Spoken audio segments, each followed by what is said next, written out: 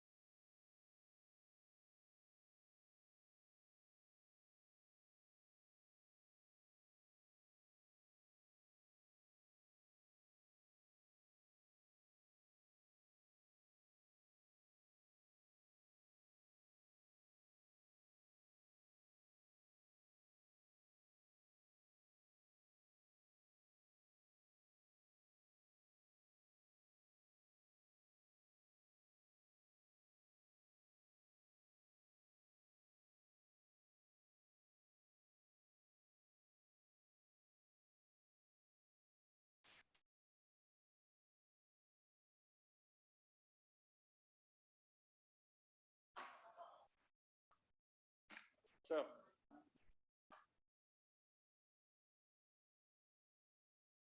Hey, what's up, Mr. Lucis?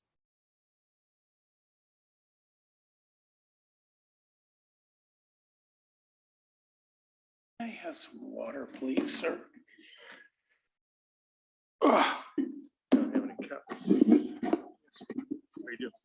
No, you didn't have a cup. That's right.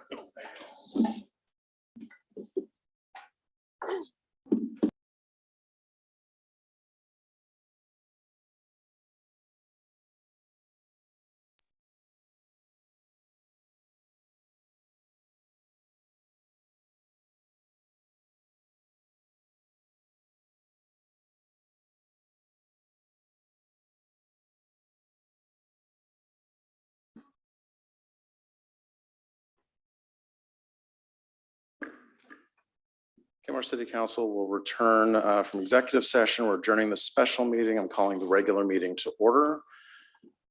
Would the clerk please take the roll? Councilmember Baker. Here. Councilmember Marshall. Present.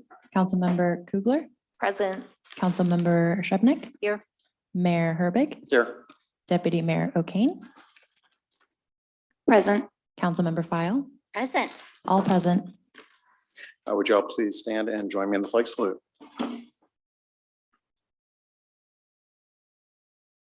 Allegiance to the flag of the United States of America and to the republic for which it stands, one nation, under God, indivisible, with liberty and justice for all.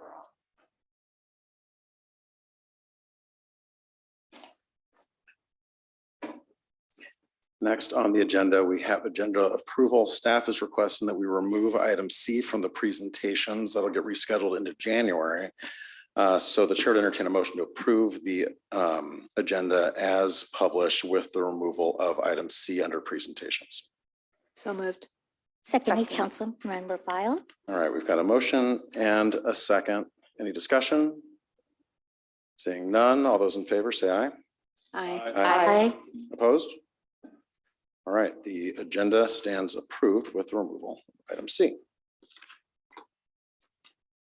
Next, we want to recognize an outgoing Planning Commission member, Mariel Torres Mehdipour. Mariel was appointed to the commission on January 1st in 2022 and worked on the 2022 docket, including updating the housing, land use, transportation, and capital facilities elements of the comprehensive plan, missing middle housing regulations, and transit-oriented development regulations. We really appreciate Mariel's time volunteering on the commission, which ultimately serves the entire Kenmore community.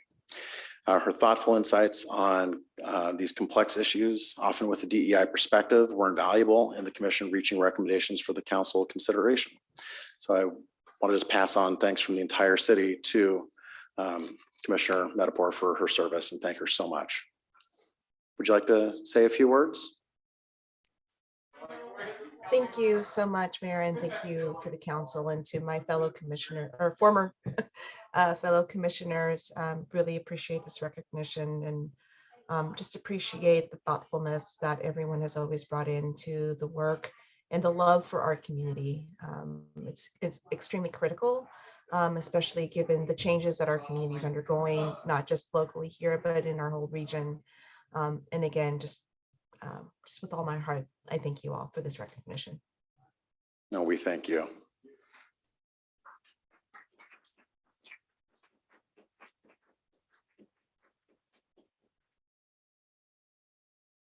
Our next item on the agenda is the North King County Homelessness Interlocal Agreement presented by Assistant to the City Manager Garrett, Oppenheim, and King County Regional Homelessness Authority Director and Sub-Regional Planning and Equitable Engagement, Alexis Mercedes Rink. For the public's sake, I will let you know that I will be handing the gavel over to the Deputy Mayor for this presentation, as my day job is with the King County Regional Homelessness Authority, and I recuse myself from everything involving them. So, Deputy Mayor. Thank you, Mayor. Well, welcome, Garrett and Alexis. Thank you. Good evening, council members.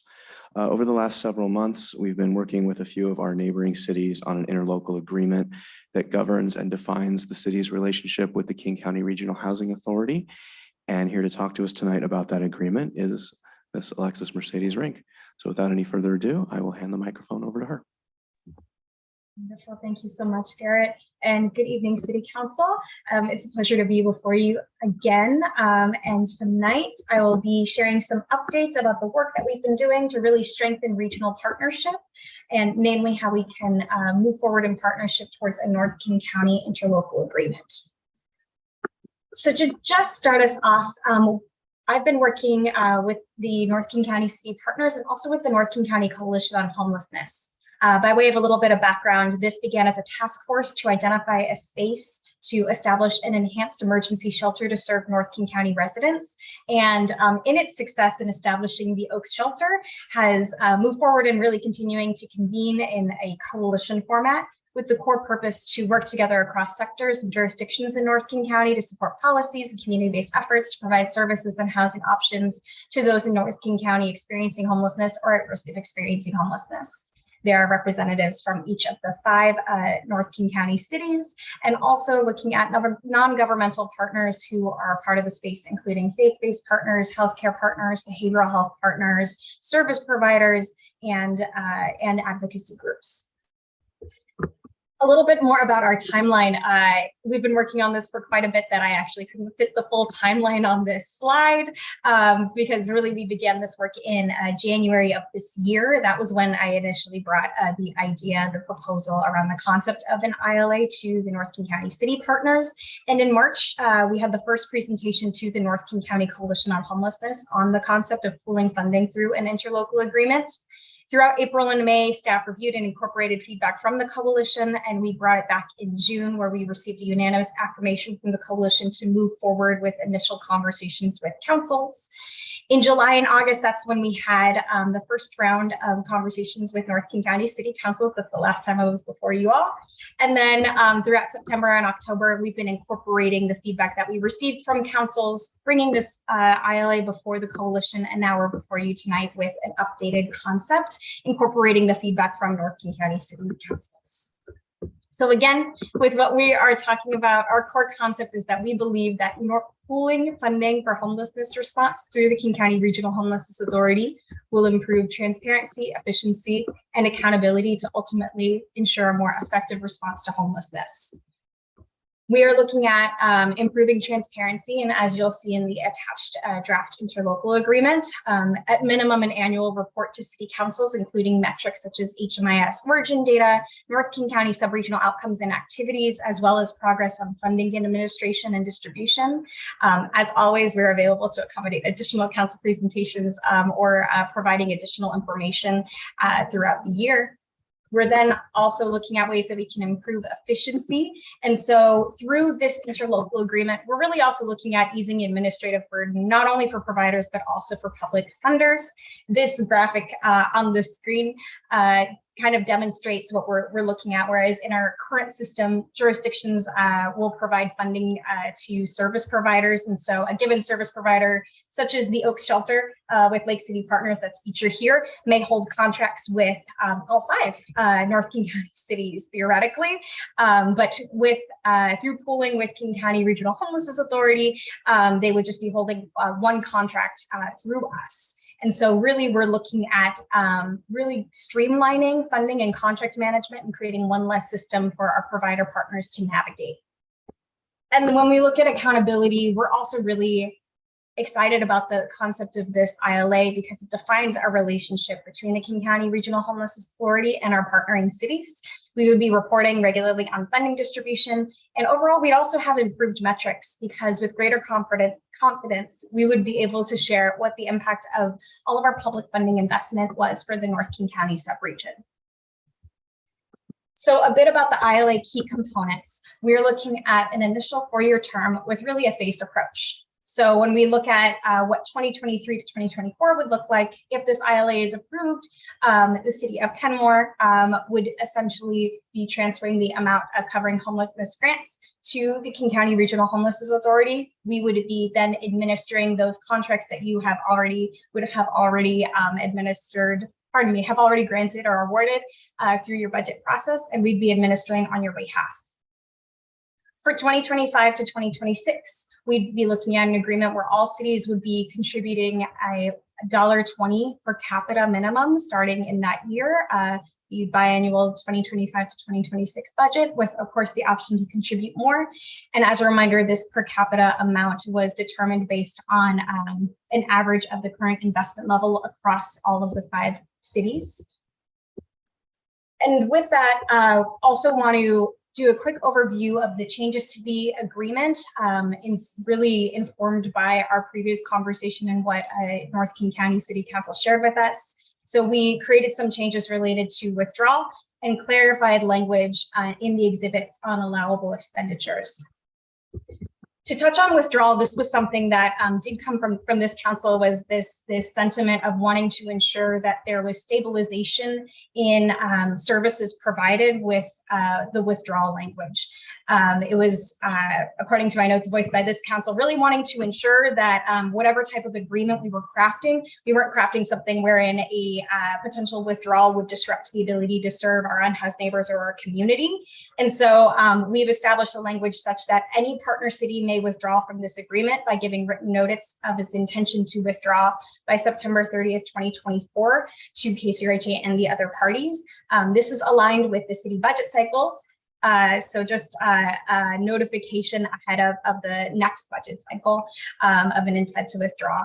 And we determined that this would cause minimal disruption to provider funding streams, and also, again, aligned with the city budget cycles as they're currently structured. And then in the second area around clarifying language of allowable expenditures. Per guidance of councils, we've added the following language just to clarify that we are not taking any type of administrative funding. All of the funding that we are pooling will be distributed. We are not charging any type of administrative fees. All of the administered to service program, all of the funding will be administered to programs located within North King County or determined to be serving North King County residents. And this agreement is now crafted in such a way where this does not preclude any partner city from funding a program outside of the agreement, meaning that this creates pathways for cities if they choose to do any type of pilot program for homelessness on their own. That is something that is allowable, and the agreement as written allows for that flexibility.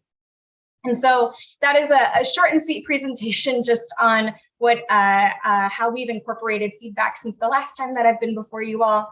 And I believe that wraps up my presentation. And so I would love to take questions and hear from the council members. Thank you. Any questions?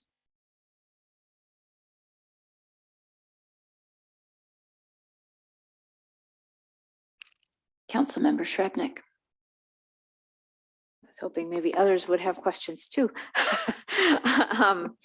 Before I state a question, I'll just, for full transparency, my day job is with King County Department of Community and Human Services, and that my title is as the contract lead for King County Regional Homelessness Authority. So I oversee the contract between the county and the RHA. So when we go to a vote, I will not vote in that, but I am representing the city here, and there is no actual conflict, since my position does not depend on whether the Regional Homelessness Authority does or doesn't get this ILA done.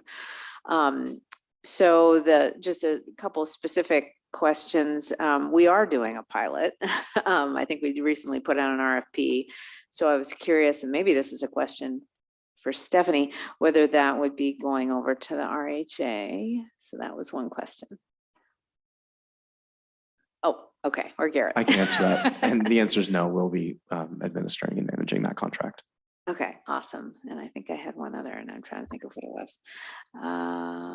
Oh, well, and just to recognize that we're already investing quite a bit in addition to the RFP toward homelessness with our Plymouth housing development along 522 in terms of surplusing the property and spending our ARPA dollars, our federal ARPA dollars toward that. And of course, a portion of those residents will be coming from homelessness. Thanks. Councilmember File. Thank you, Deputy Mayor. You know, I'm really happy to have this item come back before us and see it a little bit more in detail. I want to make sure that are in play, that they're going to be balanced across the region. North End tends to take a back seat to many others. I understand the problems are different and variant, but we are in a Title I school corridor. We do have vast differences in our community of socioeconomic differences, and they do need to be recognized. We do have a homeless response in a way of deeply affordable housing coming to us soon, but that's a teacup response, and hopefully we have more. I know that we have it in us. So I'm excited to see this come forward. I just wish we could do more sooner, earlier, but you know, it takes time to forward these responses. So thank you for your dedicated hard work. Really appreciate you. Thank you. Councilmember Marshall. Thank you. So the contribution in, I think it was 2024, was going to be approximately $1.20 per capita per then citizen, and that's 20,000 for Kenmore. If our population is still 20,000, I think it's a little bit more. So then something like $25,000. Is that what it would be? That is my estimate, but I would look to the Assistant City Manager to confirm. Or the city manager, but or the assistant city manager, but that's okay. I think it's probably approximately what it is. If it's $1.20 per capita. in that neighborhood. Stephanie.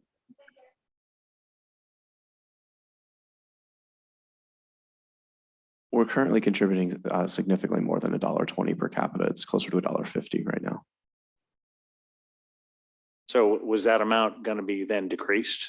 Is what that's saying? That's going to be the total amount? Well, that remains up to you guys. If you want to continue to contribute at the same level, we can contribute more to the Homeless Authority, or we can just stay at $1.20. That's up to you when the next budget cycle comes around. And that is in addition to the assignment of benefits, right? That would be coming up, the assignment of the contracts. That's separate from that? I'm sorry, can you rephrase the question? So we're going to be contributing money directly, from the city budget of the $1.20 per cap. And then in addition to that, we're going to be assigning benefits, other benefits we get for housing and homelessness, et cetera, to the authority. Okay, thank you. I think that going forward, we would probably not through the city fund the same organizations. So the Regional Housing Authority would take over the funding of the different housing organizations, and we would split the human services funding to other organizations that just do other services. Did that answer your question? So maybe it was my word assigning. I mean, like we'd be giving our benefit money to the authority. That's correct. Yes. Okay. Any further questions? Councilmember Kugler. This isn't so much a question as just some feedback, and that is, I think the goals of transparency, accountability, and efficiency are great, but particularly I wanted to just mention that when it comes to efficiency, I think there is a really great need in our area, especially to facilitate a lot of the work that are I think that a lot of religious organizations help support in our area. I don't know if a lot of the public is aware of how much like heavy lifting they do when it comes to like human and social services in our community. So thank you so much, Alexis, for coming back and presenting this to us. I did have a question about some of the partners, and that is, will you all work with like North Shore School District also to find out about families who are experiencing homelessness? Great. Okay, thank you. Councilmember Baker. Councilmember Baker, can you use your microphone? Thank We're you. going to be giving a portion of our money to a county agency to spend. Do we have any say in how that money is going to be spent? Alexis, can I leave that one to you? Absolutely. So with what we're bringing forward, we will be working in close partnership with North King County partners. It's part of the reason we've been working through the North King County Coalition on Homelessness to date. We would be bringing forward any type of proposal for how we would be recommending that funding be utilized in future years and what service providers would be funded. So you all would be informed in the process and be partners with us. And that is how we would be including your input in that process. And whenever we would be running an RFP process, request for proposals, we would want to ensure that North King County residents representatives are a part of the rating and reviewing process of those proposals as well. North King County residents, not Kenmore residents, or not Kenmore. We would be a part of a coalition that would be. So we really have no say except to the coalition where our money is being spent, correct? In terms of technicalities, that is the shift we are making in the spirit of wanting to move towards a sub-regional approach.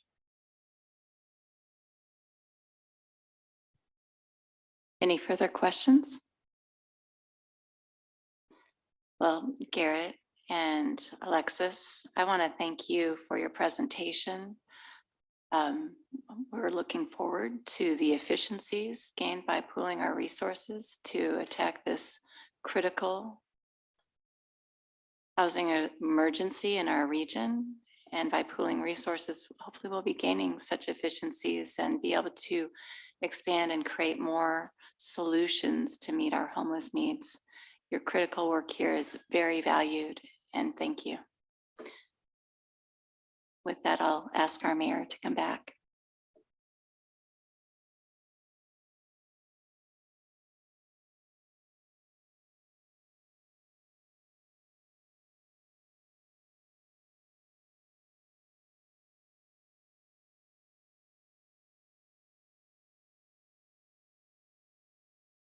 Next on the agenda is public comments. We welcome our community members to the council's meeting. In this forum, the council does not engage or dialogue with the public. The primary role of the council is to listen. We will hear from our on-site guests first, followed by our virtual guests. If you're online, please use the raise hand feature now if you wish to speak. All guests must address their comments to the mayor and city council. The clerk will acknowledge your request and call your name when it's your turn. Your time will start when we confirm that we can hear you. Please state your name and city of residence for the record and keep your comments to the allotted time. We will not split your time with others or reset your time except by express approval of the presiding officer. Screen sharing is not allowed. You can submit materials to the council or clerk in advance. Please do not comment about pending development projects on which the council will make future decisions, as those are quasi-judicial matters and council members must limit their communications about such matters. This meeting is being recorded. Thank you for taking the time to express your comments. Clerk. Thank you, Mayor. We currently have 5 speakers signed up for on-site comment, and we'll take them in this order. Melissa Van Meurs, Patrick O'Brien, Elizabeth Mooney, Dakota Rash, John Hendrickson.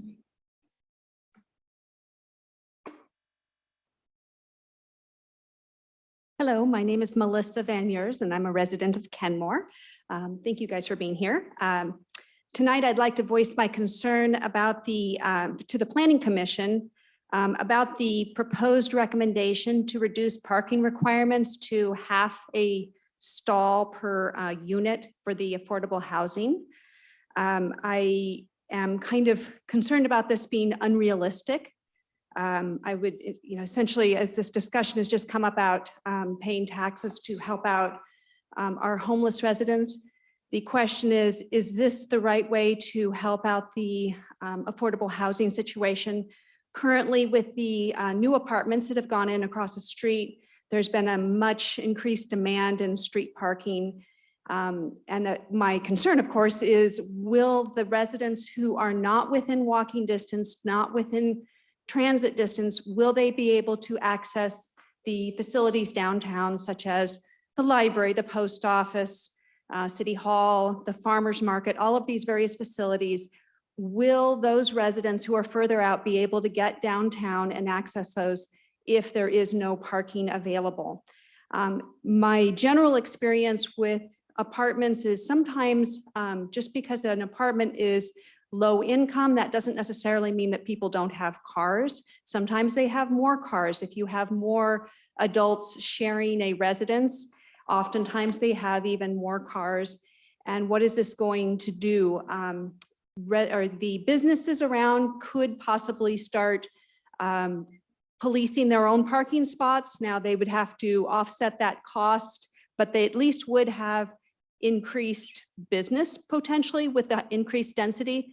But again, for residents that are further out, they won't be able to come downtown is kind of the concern. Currently, if I were to go downtown Seattle, it would be feasible to drive to the Park and Ride and take the link, et cetera, to downtown Seattle. But it doesn't make sense for a Kenmore resident to take to drive to the Kenmore Park and Ride to take a bus to the Kenmore Library. That effectively becomes a tax on those residents who are not in the downtown core. So that's my general purpose concern. Long and short, the half a stall seems unrealistic and it scares me. So thank you.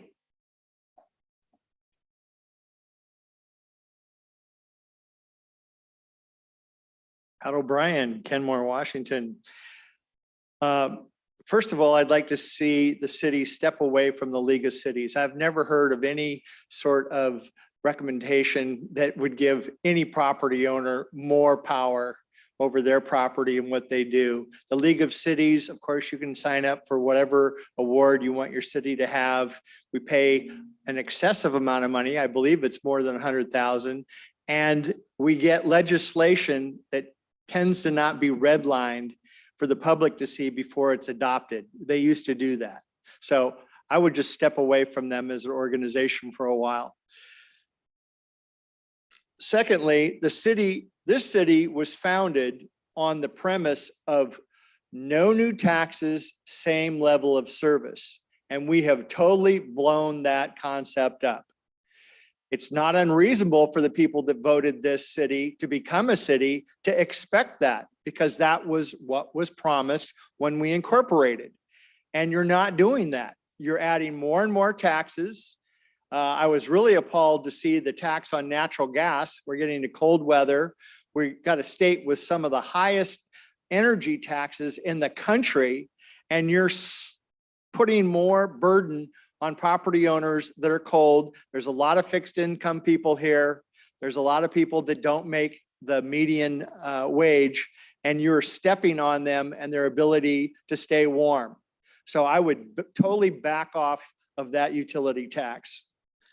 Yeah,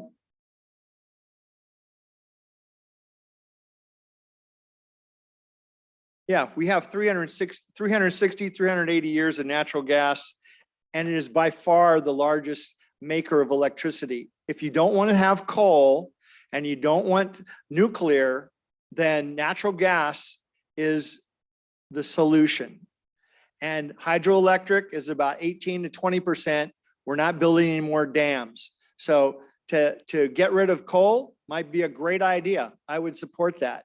And that electrical generation is going to have to come from somewhere, and it's natural gas.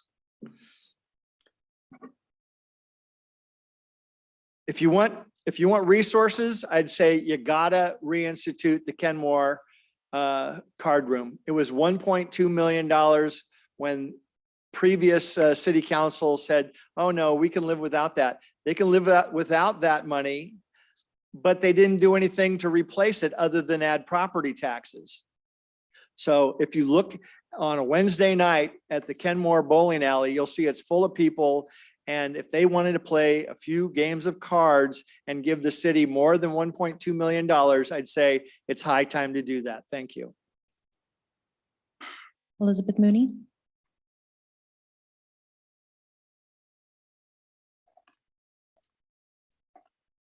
Hi, Elizabeth Mooney, City of Kenmore. I'm here primarily tonight to support the Planning Commissioner Tracy Bonazinski's minority report. And also to say that in watching the Planning Commission this last few months, I have spoken to Dwight Thompson, because I knew him back when he was living in Lake Forest Park, where my friends from the Lake Forest Park Stewardship Foundation save trees and support lower density. And I, for one, want to encourage you to balance between the density, which is going to happen, but you got to do it smartly. And that includes bringing in more data. What Tracy has put a lot of wisdom, science, intellect into in this minority report is a huge blessing to help all of you make sure that we do not lose our ecological functions that we've already degraded since we incorporated. So I implore all 7 of you to vote unanimously to turn back what the TOD boundaries are, at least near Swamp Creek.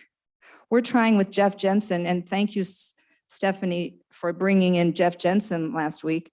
We want the kokanee to be able to come back, but we also have got other salmon that could come back into Swamp Creek, and everything that's been happening. And with climate happening the way it is, you need to fund the cap full force. And thank you, Dakota, for bringing that up on and on. We are at a crossroads, and you've got to be a lot braver and put money into getting rid of the heavy industry that's down there, where you're planning to put affordable housing and the homeless, when you're not even sure if the asphalt emissions are going to be monitored. So I highly recommend that you slow down, you listen and support Tracy Bonazinski's being part of the Planning Commission and writing this minority report. And if you want more evidence, because you need more evidence, my husband is the special salmon, threatened salmon expert. And you can get Joan Hardy. She worked at Department of Health. There are scientists in our community. And if PERCAN will come back in here and do science lectures, wouldn't it be nice if down there at the Cal Portland Cadman spot, we had like an educational facility that dealt with the toxins, and we brought in climate justice and worked with places like Bastyr University about health for not just our salmon, but our people. Dakota Rash.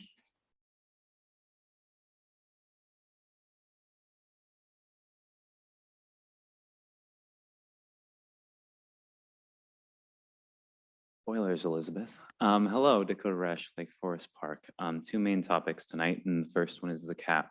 But I'll start by sharing some unfortunate climate news that yesterday in Lake Forest Park, where I live, the AQI was 154. And that's because 4 fires have started in this state this month, and that's never happened in this state's history. That's linked to the climate, that's linked to how dry it's becoming. But luckily, Kenmore has a city council that has consistently prioritized climate. But that's why I kind of reach a stumbling step when I look at the plan proposed to fund the cap. I don't understand why something so critical is based on fictional possibly funding of grants, and why we need a year to discuss those grants with the public, a year of critical action time when the problem that you need to solve with the money you're seeking is getting worse. I'm not necessarily surprised by implementation gaps. I mean, those happen all the time. I mean, New Year's resolutions, anyone, but when they happen in something and in as critical an area as addressing climate change, you put very critical things on the line when you don't meet your goals. You put my generation and incoming generations' futures on the line. If that's not tangible, you put your own comfort on the line. I mean, does anyone like berries? What about coffee or sub 100-degree summers? Those are the things you're putting on the line when you don't follow up on your climate goals. So please, some of you ran on prioritizing climate. I mean, we need to prioritize climate. Here's where the money meets the language. This is the time to act. Fund the cap, please. I can go on and on about that, and I will at future meetings. But I also want to talk about something else that's on the docket tonight, and that would be the TOD analysis. TOD is important. It needs to happen. There's going to be growth. People need walkability. But what also needs to happen if we're going to stay on a livable earth is respect for natural ecosystems, making sure that those things that we usually take for granted, like what the land is telling us to do in certain areas, is at the top of our priority list as opposed to right at the bottom. I think one of my favorite examples of communities living with the land, well, I'm running a little short on time, so I'll just say that communities have done this. They've lived with the land for time immemorial. Other settlers came to this land and messed it up in about 200 years because we didn't listen to what the land was telling us. We built a water and electricity-based metropolis in the middle of a desert. That's not smart. You also don't build next to rivers because they grow and they flood and they dry up. Please give Swamp Creek room. Thank you. John Hendrickson.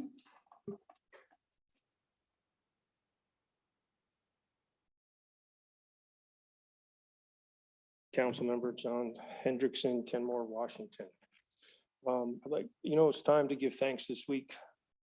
And in that in mind, I'd like to talk about your missing middle propaganda and basically the ideology and indoctrination process that you allowed your staff to dominate with one-sided adversarial material that gaslights the public and the decision-making process.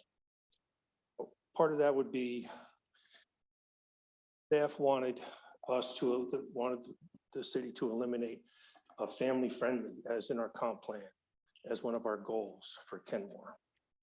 And you have a chart in the housing element, page 5.3, that shows how many people are married with children, how many are living alone, how many are married with no children. And married and with children or single with children was 32%. Married with no children or living alone, 56%. So I looked at my neighbors that touch my property, and there's 8 of them. Okay, 5 of them are living without children, either single or married. They're all empty nesters. Thanksgiving, their kids, their extended families are coming home for Thanksgiving in their home. The homes that you and your policy, this indoctrination, want to destroy. Deborah Shrevenick, you'll keep it for yourself, but you take it away from all these other people that live down the hill from you without the view like you have, or take it away from them. The other people, I have 3 other neighbors. They're single families. They're married with children. They moved out of Seattle, and they're paying everything they can for a mortgage to give their kids a place to raise a good family. And the only thing that they have to protect themselves financially is their home. You have this inflation, prices are going up. You're not really any richer. You're just not losing. That's all they have. You want to take that away. You think it's social justice, right? So, all these empty nesters, if you think about it, a big part of your propaganda is these single families these families with no children are bad for the environment. Their carbon footprint is bad. So I think what you're really saying, if you look at it, empty nesters are bad for the environment, and you got to get rid of them. That's what your policy says. So it's Thanksgiving. Wish you all a happy Thanksgiving. As far as your policy, I would just say thanks for nothing to all you guys. Mayor, I have no additional speakers signed up for on-site public comment. Can we move on to virtual? Of course. If you are virtual and would like to give public comment at this time, please use the raise hand function. At this time, I have 3 individuals signed up for virtual public comment. We're going to go in this order: Janet Hayes, followed by David Morton and Stacy Valenzuela. Janet, go ahead.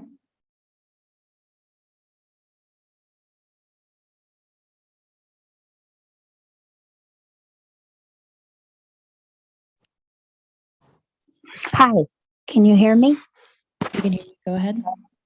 Okay, my name is Janet Hayes, and I'm talking to and making my comment to support Tracy on the Planning Commission and the comprehensive plan. Kenmore is a disappointment to me.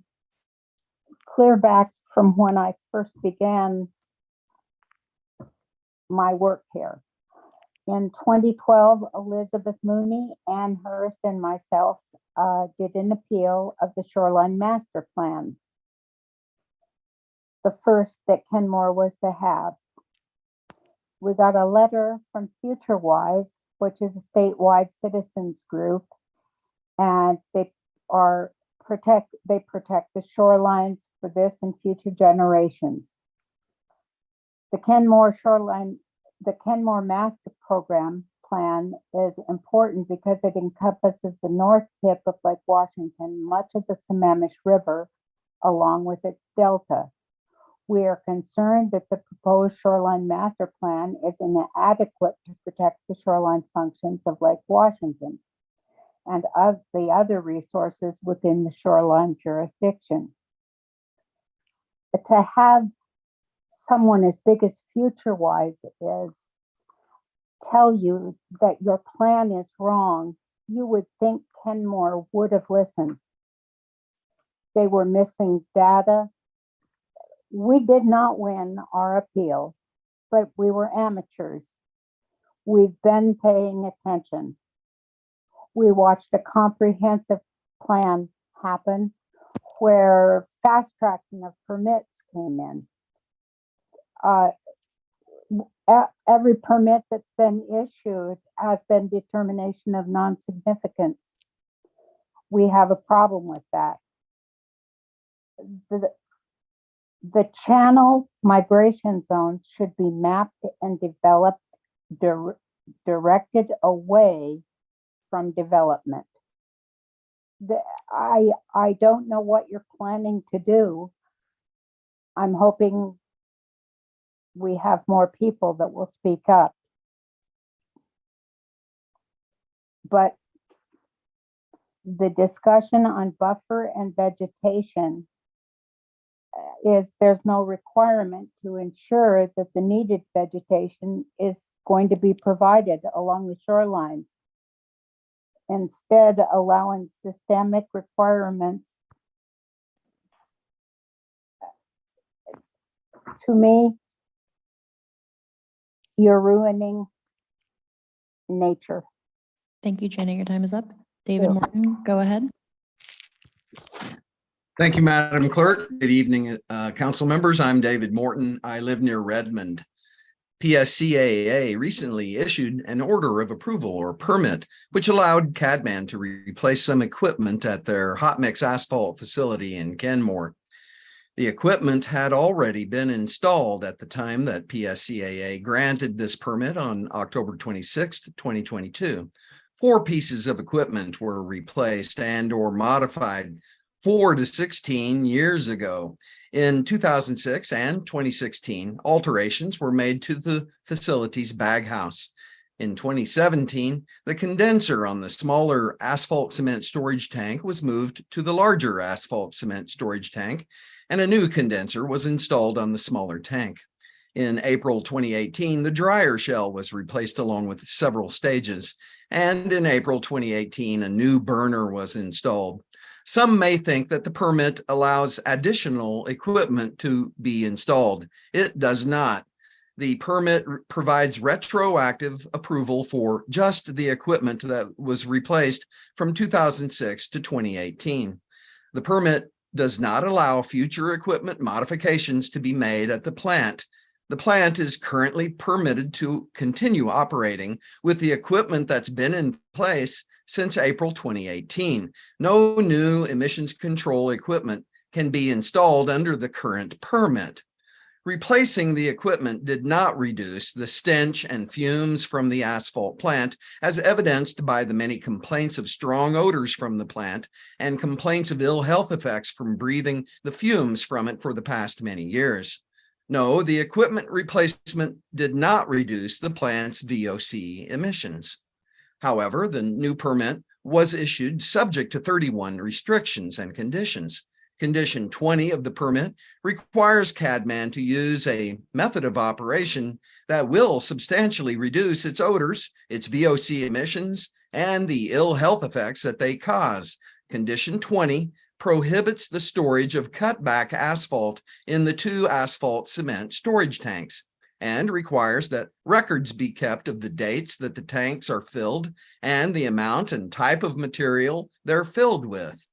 The plant's previous use of cutback asphalt was the major cause of its stench and its toxic and carcinogenic VOC emissions. The new permit also cancels the plant's grandfathered status and subjects the plant to performance standards. So please don't appeal the permit. Thank you. Stacey Valenzuela. Good evening, Stacey Valenzuela, Kenmore. Can you hear me? Go ahead. Thank you. When others drive, bike, walk, or boat in Kenmore by the lake, the natural beauty can cause envy of those that live in our city. However, as much as we love to live here, we know our health, air, waterways, and land needs to be tested, cleaned up, protected, and preserved. We, the residents, continue to fight for the Climate Action Plan and ask our city to apply an environmental lens, as well as request funding through the Climate Commitment Act. From the moment I moved here years ago, my neighbors, upset of their wishes per survey submitted being ignored, stated the city does not listen. They just do what they want. Time and time again, the residents are disappointed by the actions of the city, developers, and other entities. And although we bring our concerns forward, the city is allowing clear cutting, even Tolchdi's Park, Juanita Drive, Log Boom Park, and encroachment on our wetlands, creeks, shoreline by developers, as well as continually wasting funds. We, the residents, stood for years for change of the unhealthy air quality in Kenmore, while the city until recently echoed, "It's just steam." We need change. We are asking you to stand for our residents' priorities, support ordinances of our residents' environmental concerns. We challenge you to adopt tighter protections for our open spaces, natural habitat, trees, wildlife, air, waterways, and shoreline before any more destruction of trees, wetlands, or cementing of our parks. We need action. We need you to make a difference by cutting back on the budget. Be the example for others to follow by funding our CAP, adopting the Planning Commission recommended missing middle, TOD restrictions, affordable housing ordinance, and support Tracy Branuski's minority report. By saying no to high density near boundaries, protecting our rookery, supporting recovery of Swamp Creek and the ecosystems from Twin Springs Park through 522, require the public works to only use the foundation of the previous building or buy a prefab green building at 1/3 the cost, lasting 50+ years, and if needed, can be moved.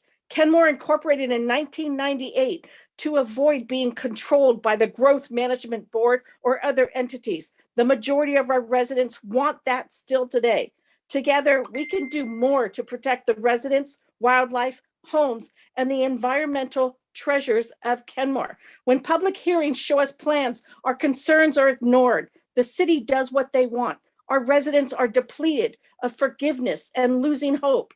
These actions have made residents lose love for the city where they live.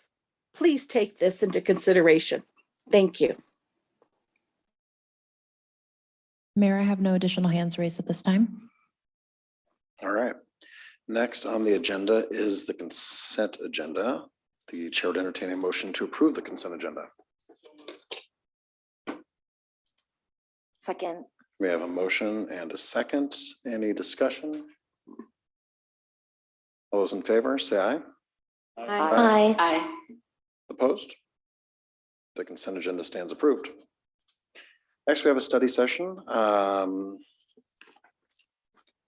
Yes, a study session with the joint meeting with the Planning Commission to discuss transit-oriented development amendments presented by the Planning Commission and introduced by Community Development Director Debbie Bent and Principal Planner Lori Anderson.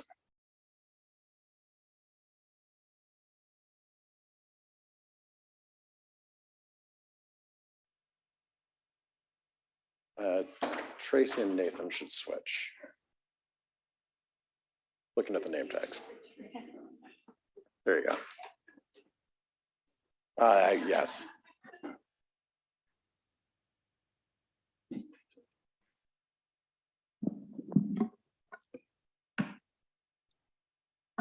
So, good evening, Mayor Herbig and members of the City Council. Tonight, the Planning Commission is here to present their recommendations on the transit-oriented development implementing regulations. I'm going to give a very brief overview of the regulations, and then I'll turn it over to Chair Thompson, who, along with the Planning Commission, is ready to talk about the recommendations and answer any questions you may have.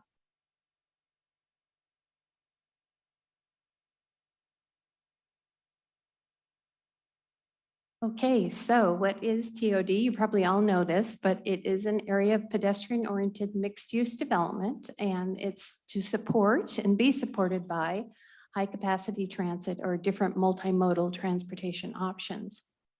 When bus rapid transit is coming to Kenmore in a couple of years, the goal was to look at higher densities and transit-supported densities along the transit corridor, a significant portion of that corridor. The city has had TOD regulations in place since 2015. However, they are an overlay zone, which means that a developer can choose either to develop under the TOD standards or the underlying zoning.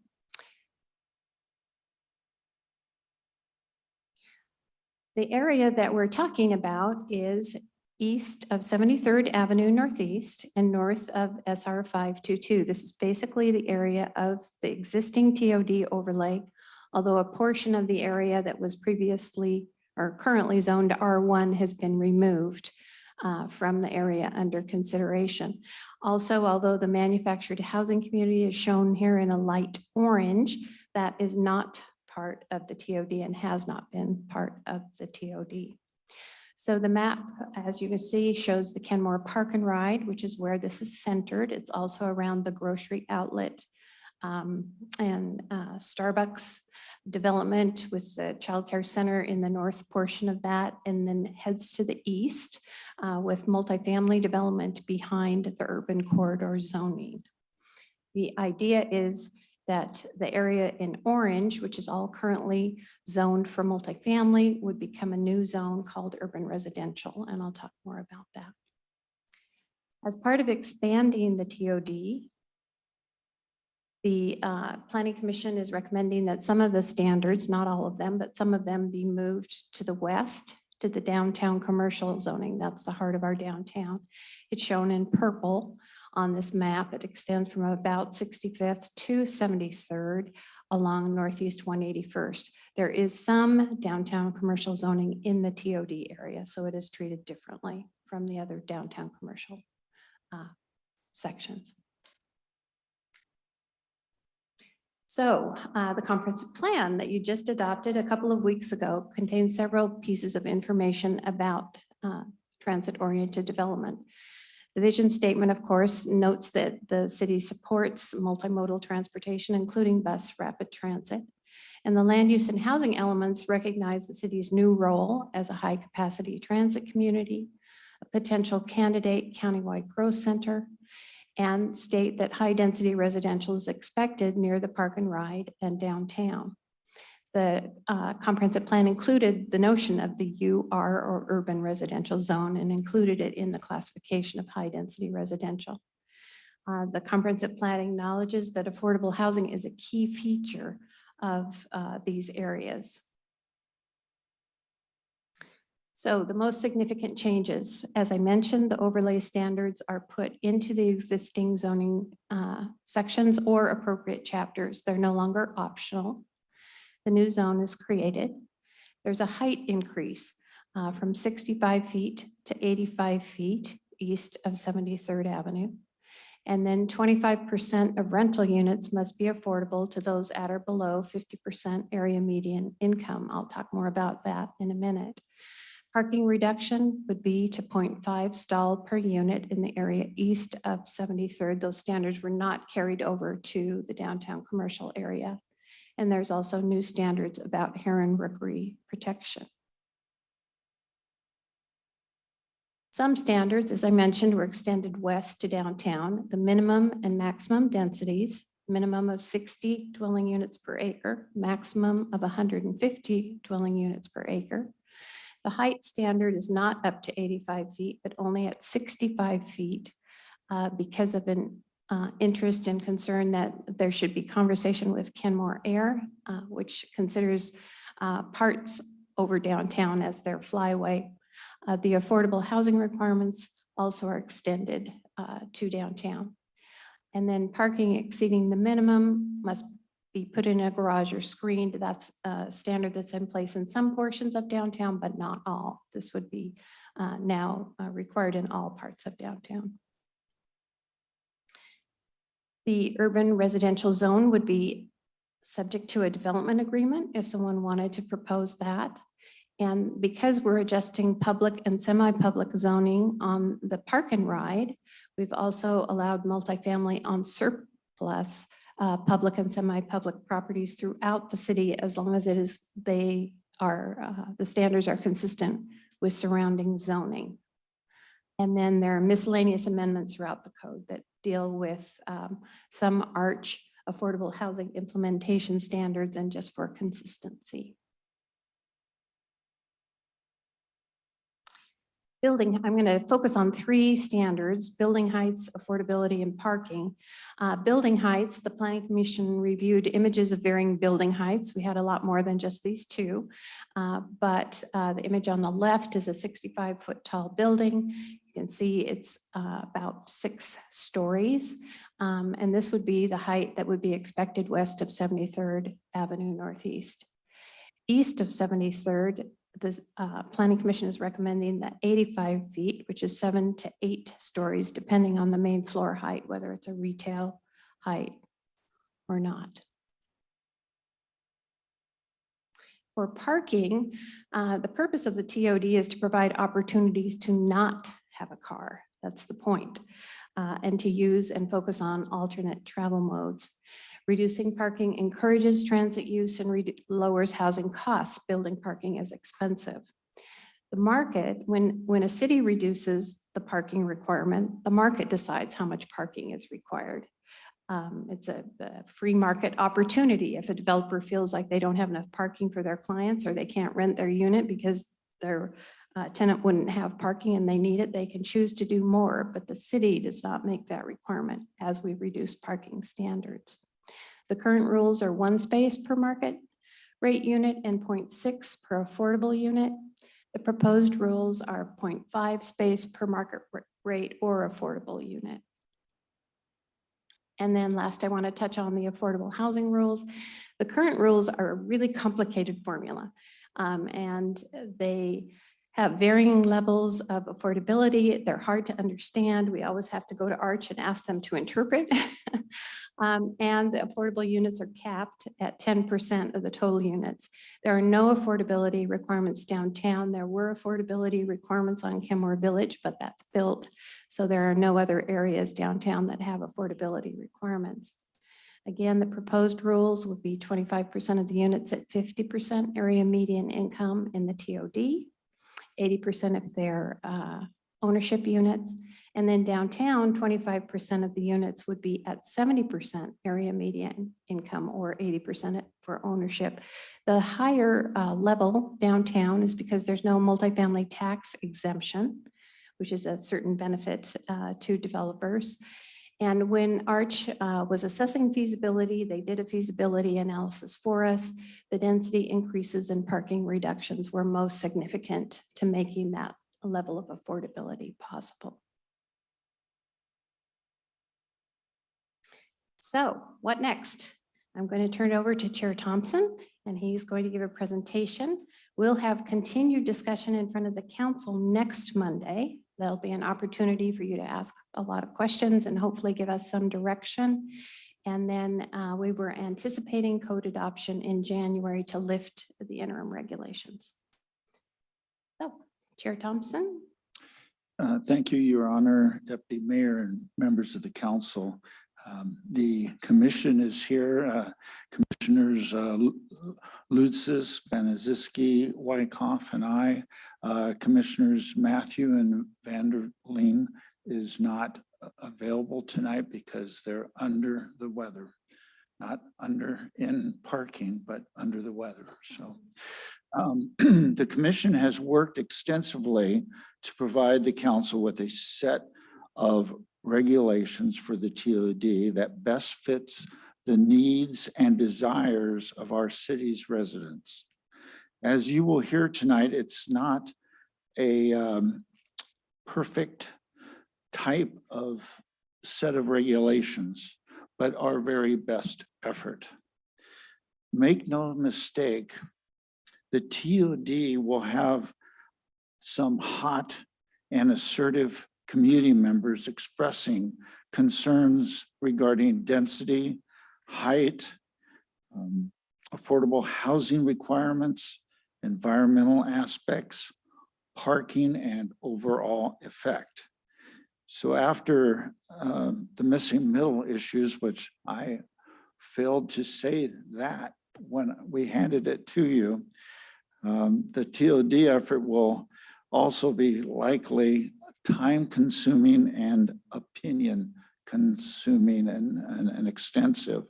Even tonight, about 6 out of 10 or 6 out of 9 of your public comments had some TOD spot in them, just to give you a warm-up.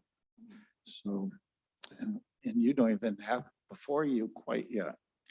So tonight, the members will split up a couple of the highlights. Commissioner Lutzis will tackle the parking. I'm going to step in for Commissioner Matthews and tackle the height. Commissioner Wyckoff will be discussing affordable housing, and Commissioner Banaziski will be talking about the environment. So Commissioner Lutzis, are you ready? Go ahead. Good evening, Kenmore City Council. I will kick us off tonight with talking about our recommendation regarding parking requirements within the new TOD zones. So as Lori has presented earlier, the current state of the TOD is that there's an overlay that's been in place since 2015. So developers can choose to take on those requirements and those sorts of interim regulations if they so choose. And some of those include parking requirements for non-residential uses being reduced to 75% of the standard requirements, 1 parking stall per market rate unit, affordable housing units and senior units required to provide 0.6 parking spaces per unit, just to give you an example. So that's what's in place currently that developers have the option of choosing to develop with. Our recommendation as a planning commission is to reduce the parking minimum to 0.5 stalls per dwelling unit in the new zoning districts of the TOD overlay. And there are a certain number of reasons why we chose that number and certain number of benefits that come with that number. The first is current mandates. A new state law now mandates that a maximum parking requirement of 0.75 parking stalls per residential unit within a quarter mile of transit be implemented. That's something that we can't change. So within a quarter mile, the state requires us to maximize, cap it at 0.75 per unit. For residential developments for seniors or people with disabilities, no parking for residents can be required. It is possible to require parking for staff and visitors of those developments. So the state has already mandated that we reduce our requirements and is capping us at either 0 for seniors, those with disabilities, or 0.75 for dwelling units. Additionally, we looked at the environmental benefits of reducing parking requirements. We looked at the fact that reducing parking requirements to 0.5 stalls per unit would reduce the amount of impervious surfaces within the city. You wouldn't have larger parking lots out there in the open or underutilized spaces in this very desirable section, this quarter of the city. Additionally, reducing parking requirements encourages the use of public transportation, and that is one of the positions or intents of the TOD is to encourage residents to use the Kenmore Park and Ride that is situated in the middle of the district. Additionally, we looked at affordable housing and the benefits that would come with 0.5 stalls per unit. We worked with Mr. Mike Stanger from Arch, and we concluded that reducing the parking minimums to 0.5 stalls per unit would increase the feasibility of requiring more affordable housing per development.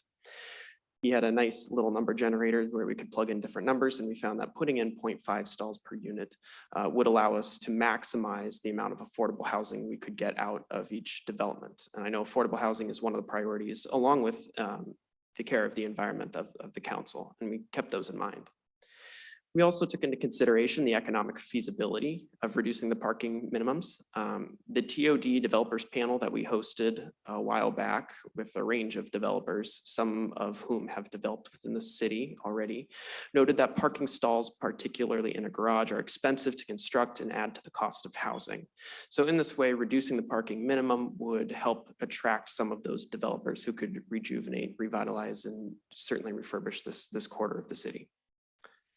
Some things to keep in mind about this is that the current TOD requirement that parking exceeding the minimum required amount be placed in a garage or under the building and screened has been extended to all of the downtown commercial and downtown residential zones. Meaning to note that this 0.5 is a minimum, it is not a maximum.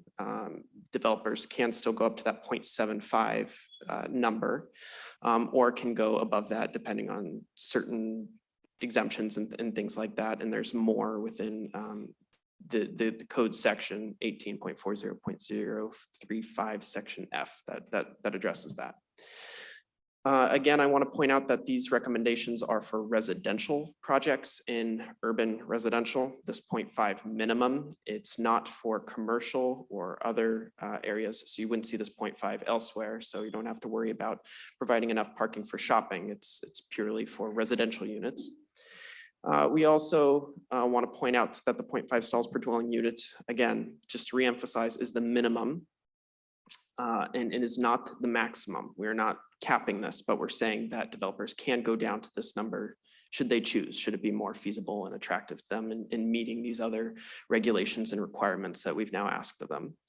And lastly, I want to point out to keep in mind that another 0.5 additional stalls are still required every 5 dwelling units for visitor parking.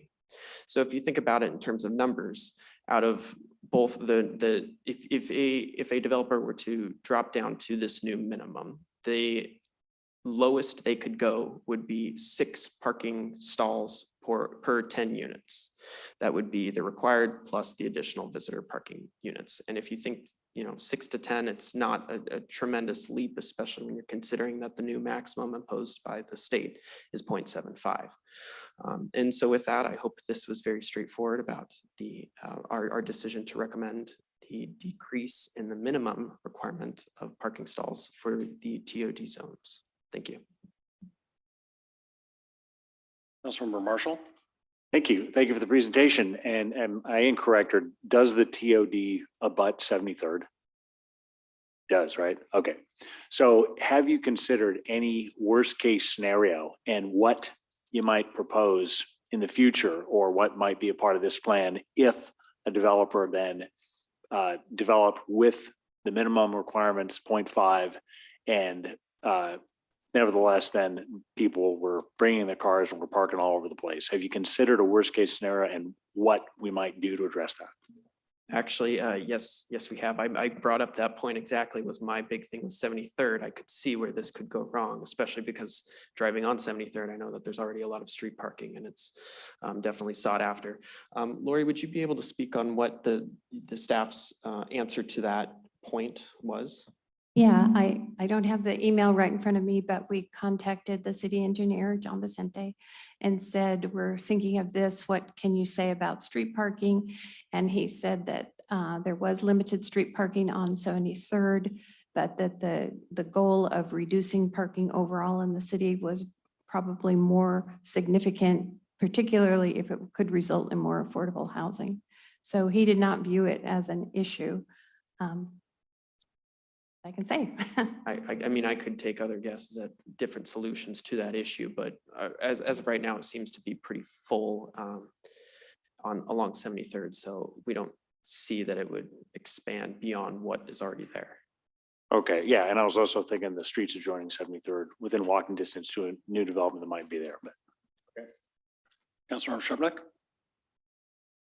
Yeah, thanks for that nice overview. Some of the commenters previously that commented to you talked about a parking demand study, and I know the developers also talked about that. Is that something that we can, rather than, you know, kind of arbitrarily saying 0.5, you know, can we actually have either us or developers do something to get data to suggest what parking is needed? So that's first question. Second question is it 0.5 per unit regardless of the number of bedrooms? So you could have a 3-bedroom, well, okay, so that's a problem. And then the last question, I guess, is a statement and a question. It seems a little odd that we would have a lower parking requirement for residential the further we are away from the downtown, further east. Our downtown commercial would have 0.75, and yet further east we would have 0.5, which seems kind of counterintuitive to making a walkable community. So I guess if someone could speak to that rationale, that would be great. Sure, I can add a couple points to that really quickly, and I'll allow Lori to jump in too. I believe that currently our recommendations are those sections of code that address a parking study. The only time those come up are if a developer wants to put in more parking than the maximum. I don't know about the minimum, if there's systems in place. Maybe Lori could speak on that point. We'll touch your questions one by one.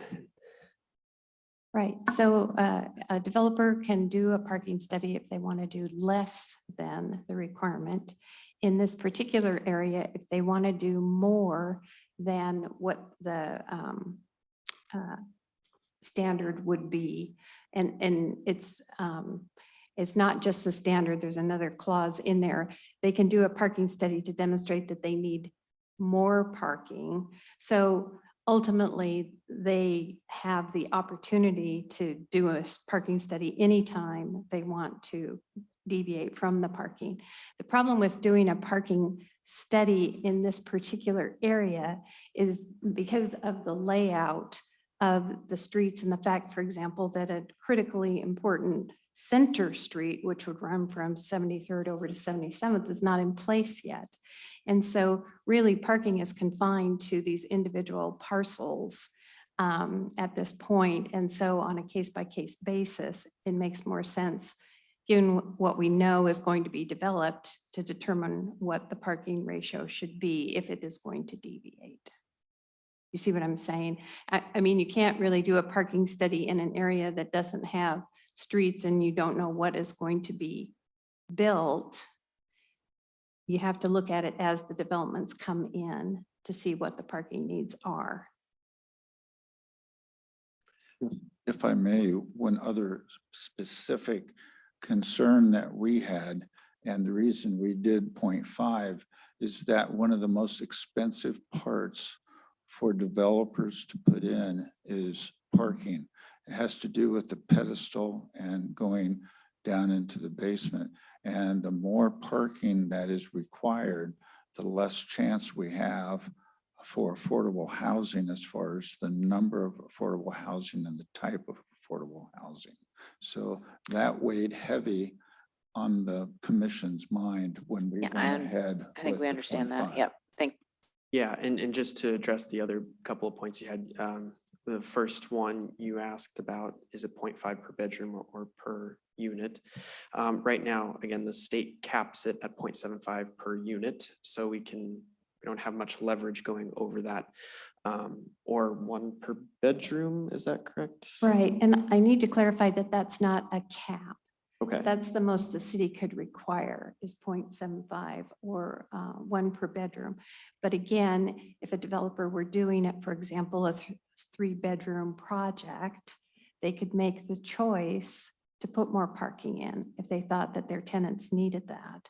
And all of the developers on the developers panel acknowledged that there may be parking needs. It's just that the city is not requiring it. We're giving them the flexibility. And then the last point about access to other points in the city and the parking requirement. Again, the position of this, besides the feasibility of being able to require more affordable housing, is the fact that we acknowledge that with bus rapid transit coming and the park and ride nestled in the middle of this new zone, that reducing this would help encourage people to use this. Yeah, and I obviously didn't say my question very well. I was curious why we didn't go 0.5 on the downtown. Oh, Right. We didn't tackle any of the parking requirements downtown. That's something that was being addressed through another ordinance that you initially considered last summer and then deferred action. So we think that will come forward and we didn't want to get ahead of that. Councilmember Baker. Yes. The TOD overlay zone. When we first passed this about the TOD, we were told it was an overlay zone. That overlay could be stretched or shrunk according to our needs and wants in the community. Has that definition changed? The definition hasn't changed. The direction from the council when this came to the Planning Commission on the docket was to look at expanding the TOD, and they expanded the standards west to the downtown commercial zone. So as BRT is coming, that was a recommendation to expand it further west. They did not recommend expanding it beyond that downtown commercial area because there are view issues on the west end of the corridor. And just to add one more thing onto that, the council also direction was to look at making inclusionary affordable housing as mandatory. So if you left it as an overlay, it's not mandatory. So that was another reason for making that mandatory rather than as an overlay. Okay. Also, on the proposed rules here, with the TOD being 25% of the rental units at 50% AMI. So what does that do to the seniors in that are down around 30%? Are they just competing for that 50% and below? Well, I don't know that there's a competition. The issue is that a developer has to provide units that are either equal to or less than 50% AMI. Right. So it's not that you couldn't build 30% AMI units, it's that it would have to be 50% or below. Councilmember Baker, if I might, we're kind of going topic by topic right now. And right now we were addressing what Commissioner Lutz I was just going speaking here on by parking. some of the stuff that was in the presentation. No, Trying to seek clarification on it. No, I understand, but the commission's kind of going topic by topic and Councilmember Lutz was doing parking. And so Okay, just be aware I've got more questions coming on that. that's totally fair. Next. Deputy Mayor. A couple of my questions were partially answered, but I'll go ahead and expand. And then I do want to make just a little comment on the affordability that you gave attention to. One question that I have, and I think it's important for understanding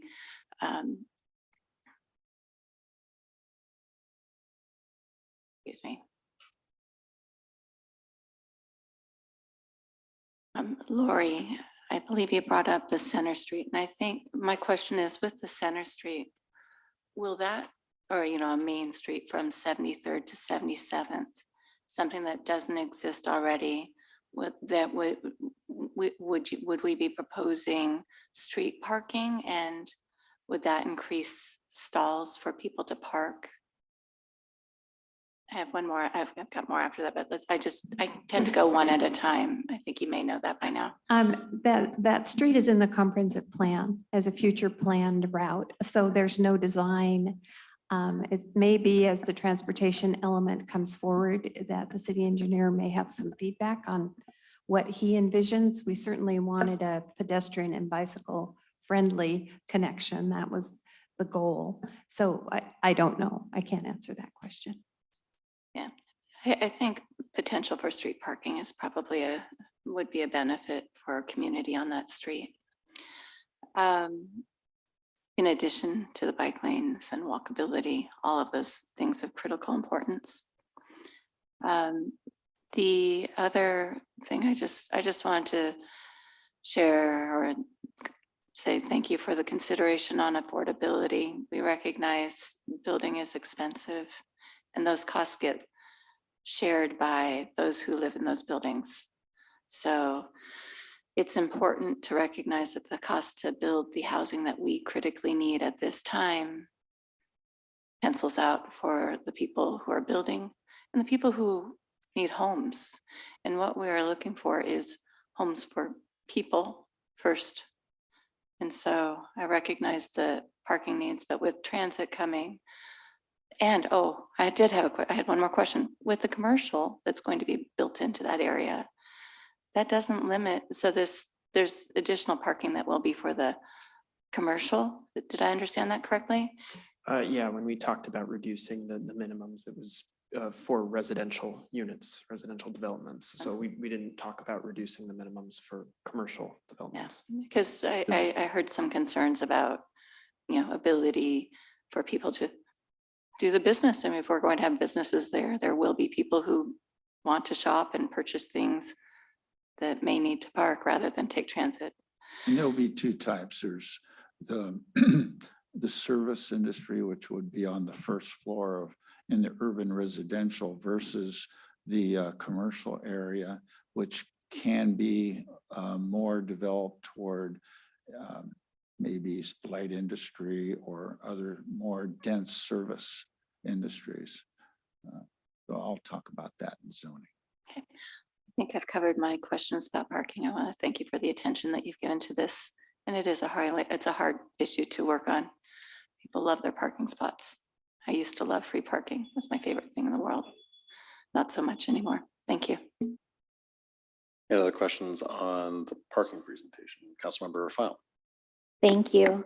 I really appreciate all the hard work that went into this. I think it's fair to say that there were tough conversations to be had. I really appreciate the additional analysis that was done and the playing with the data to see how it plays out. I do have a little concern around senior reduced parking. I see that science shows that seniors don't necessarily go without their cars, they're actually doing more traffic. And persons living under 60% in AMI in that workforce housing tend to drive more. They're driving to and from places with family support. So I have a little concerns around those areas.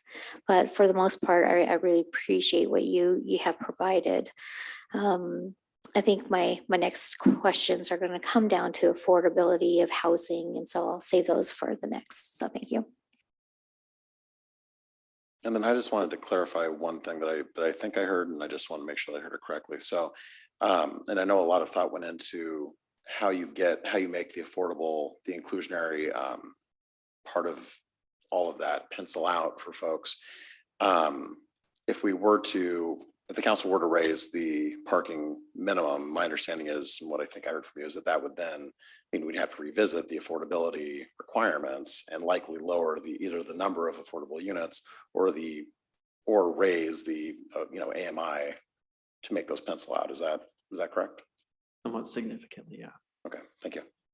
And however, we're restricted based upon state and county with regard to how we can play with the AMI. All right, thank you. Those of you who sit on those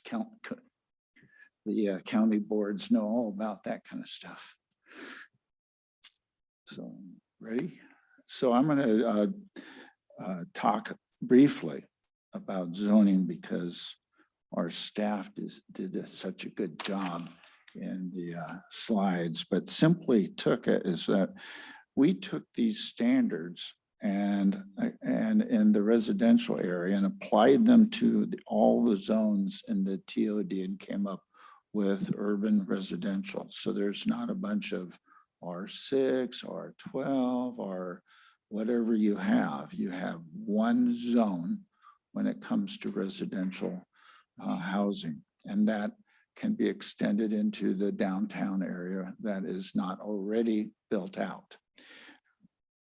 And so you take that overlay and you put all of these little pieces together, and what you have is one single policy, shall we say, that applies to these areas.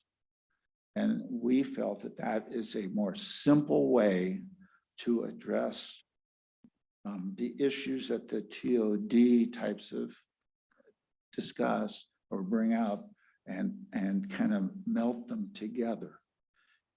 I think that from a policy perspective, that makes your job slightly easier. You still have to make those decisions, but you're making them for one whole area instead of a little here and a little there. So that's one of the big deals that we did with the whole zoning perspective. And really because Lori and I cannot say how much we appreciate the staff and Debbie to work with us through this complex policy area and all the work that they had to do in order so that we could come up with some decisions. And I know that they're going to do the same for you because it's very difficult. So with that, if there's any other questions about zoning, it's pretty straightforward. There's the new map. And we worked hard at, penciling out some of the areas that really don't belong in urban residential. So we've tried to do that already and spent quite a bit of time, and some of our residents have spoken to these issues. So I'm going to, unless there's questions on that issue, I'm going to ask Commissioner Wyckoff to discuss affordable housing. Thank you. Hot mic. All right.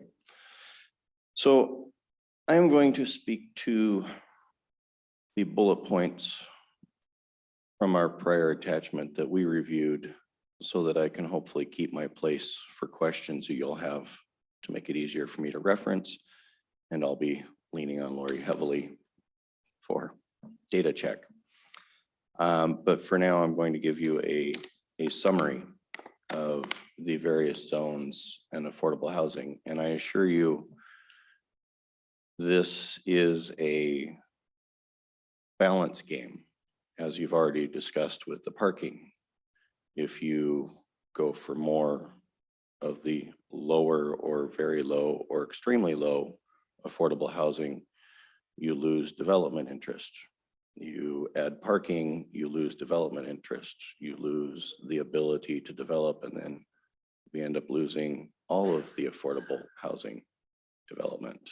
So it is a balancing act, and we turned a lot of dials and we flipped a lot of switches trying to find our happy place. And we had a lot of consultants speaking to us about this for some very long nights.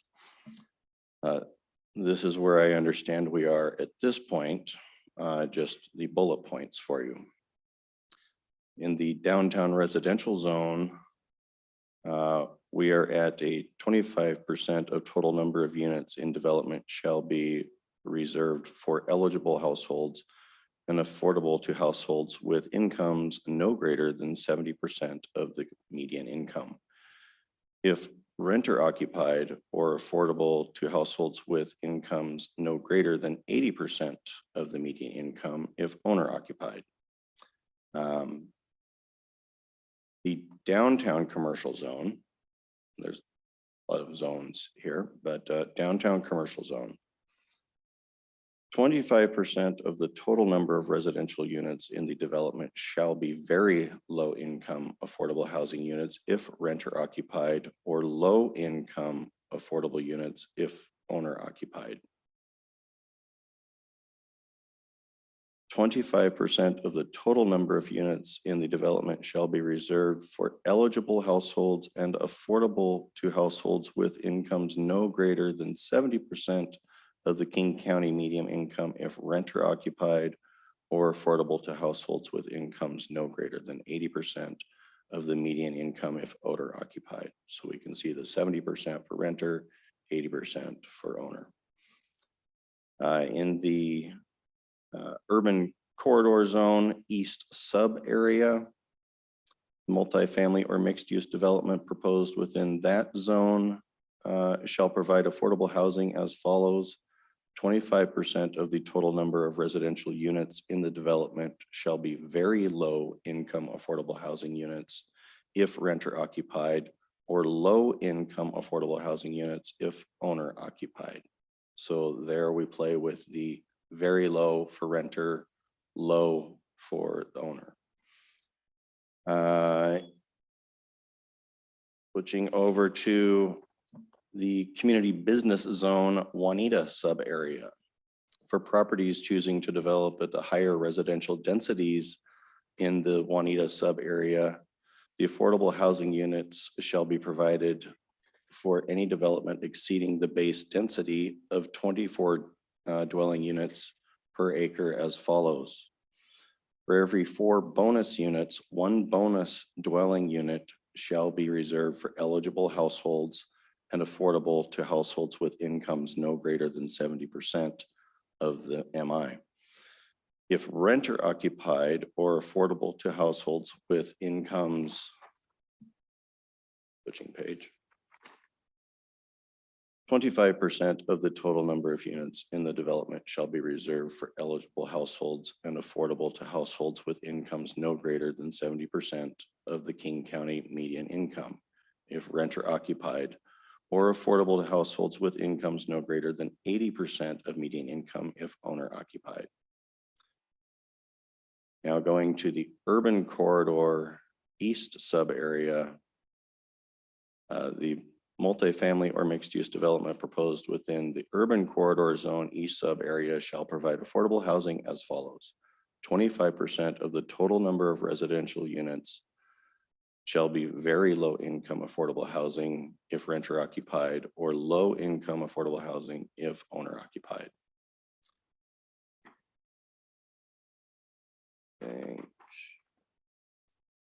In the urban residential zone, multifamily or mixed use development proposed within the urban residential zone shall provide affordable housing as follows. 25% of the total number of residential units in the development shall be very low income affordable housing units if renter occupied, or low income affordable if owner occupied.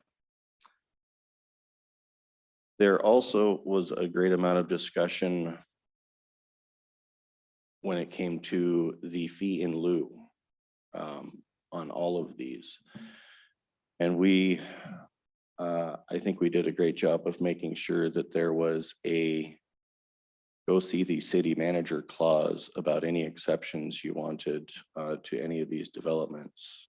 To put it in really general terms, I think we were unanimously concerned about the option of loopholes or someone finding a way around the overall umbrella intent of affordable housing and what we were trying to achieve. So any fee in lieu would need city approval prior to any permits being issued. And that was something that came up again and again for all of us.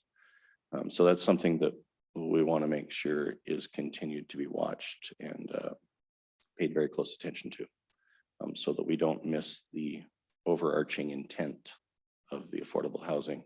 But we do understand, and we were given examples by some developments in the region where there was an advantage, for instance, in using the fee in lieu, where it didn't make sense to necessarily spend the money to develop it in this project on this block when there was already a project planned on the very next block adjacent, which kept everything within the walkability, within the zone.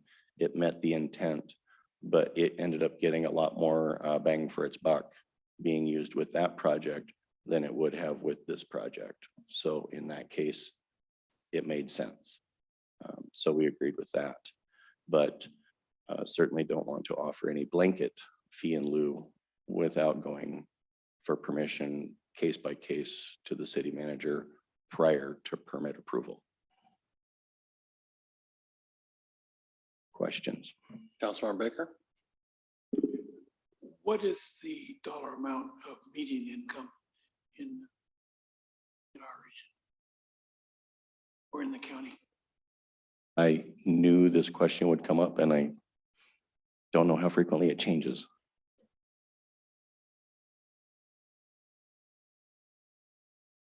I want to say it's 115, but I would have to double check that in Kenmore. So median income is 115,000. Okay, thank you. Councilmember Baker, I would have to double check that. Councilmember Shrubnik? I think I just have one question on this. Let's confirm in one question. So confirming that both the urban corridor and the urban residential, so the brown and the orange, the requirement is 25% of the units need to be at very low income, which is 50% AMI or below, if they are rental, and 70% if they are owner. And that is for both the brown and the orange. Is that correct? Lori, can you double verify that for me? So say again, because I'm still focused on this AMI question. Oh, sorry.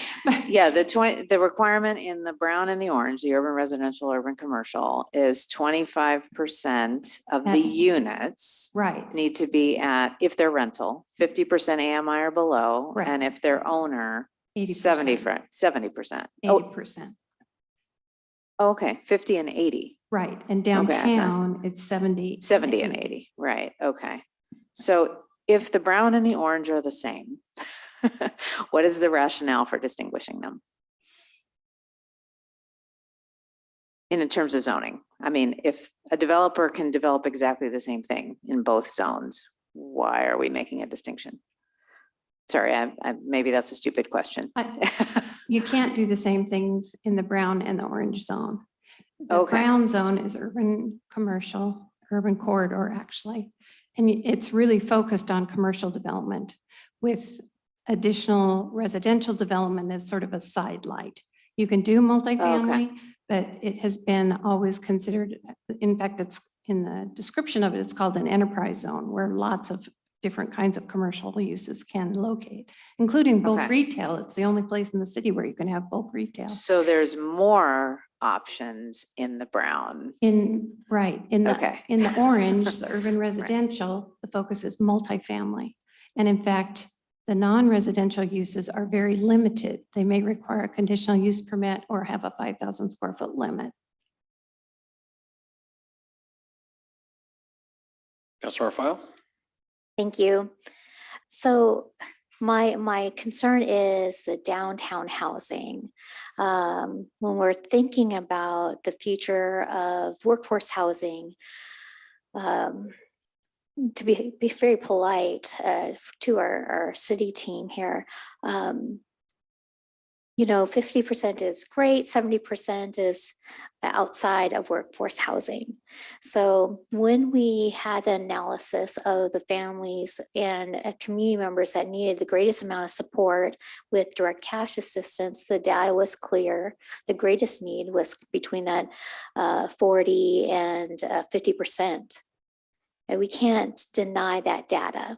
And so I understand it's imperative to have interest in Kenmore, and for developers, we already have a lot of interest. There was interest for workforce housing at 50-60% of the mean.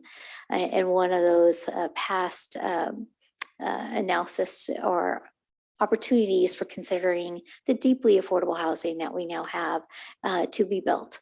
So I am going to be very adamant that if we have to develop another housing land trust to get to that 50% of the mean in our downtown, which is really important to access from schools to transportation to libraries, I am going to stick to my guns on that.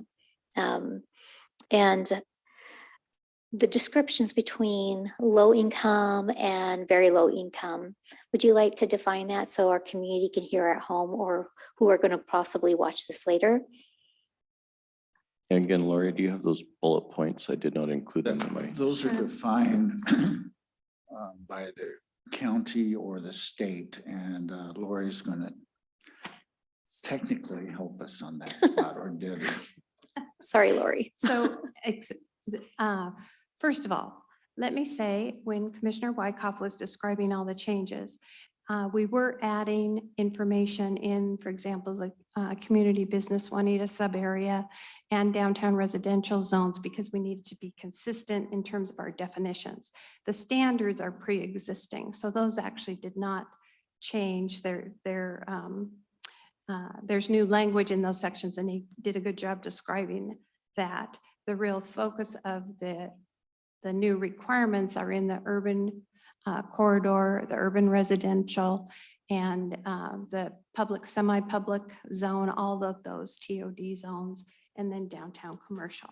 So affordable housing standards to match what the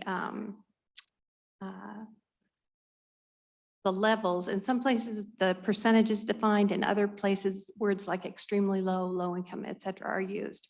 And those are defined at the beginning of chapter 1877, which we amended so that you could easily see what those percentage incomes were. So I will tell you what the definitions are.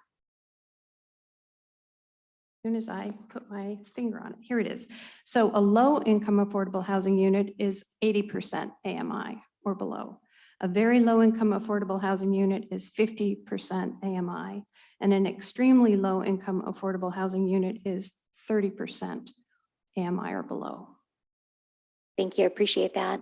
And the last thing I wanted to tap onto is the fee in lieu. I really appreciate this discussion that occurred around that you had brought up to ensure that our city manager has a final checkoff on that. Although if it's near kind of a sensitive area, I'd rather see the issue come before the council and then to have the final sign off by our city manager. That seems most appropriate, and also most appropriate to protecting our environmentally sensitive areas and to the goals that have been set by the council. Thank you. I just had one question. Commissioner Wyckoff mentioned a Juanita zone, and I did not see that listed anywhere except in the actual text of the code amendment. I didn't see it on a map or anywhere else. I was just really confused. Could you clarify that a little bit? Yeah, this is one of the areas that is not changing. Okay. It was, there Did were. that a couple of years ago now that I think about it, right? Right, Okay. correct. All right, super, thank you. Any other questions? You know, when we were working all of this and we accepted the city managers, the exception, we were almost ready just to write, go and see Rob. right into the thing, but then the staff started coughing and said, I don't think he'll like that. So, but the city manager has a great piece of the exception ability that's important in this document. So I just wanted to point that out. So see our next part. Oh, I get to talk about one of the fun things, which is heights. Okay, so we got to talking about 85 feet because of the developer panel.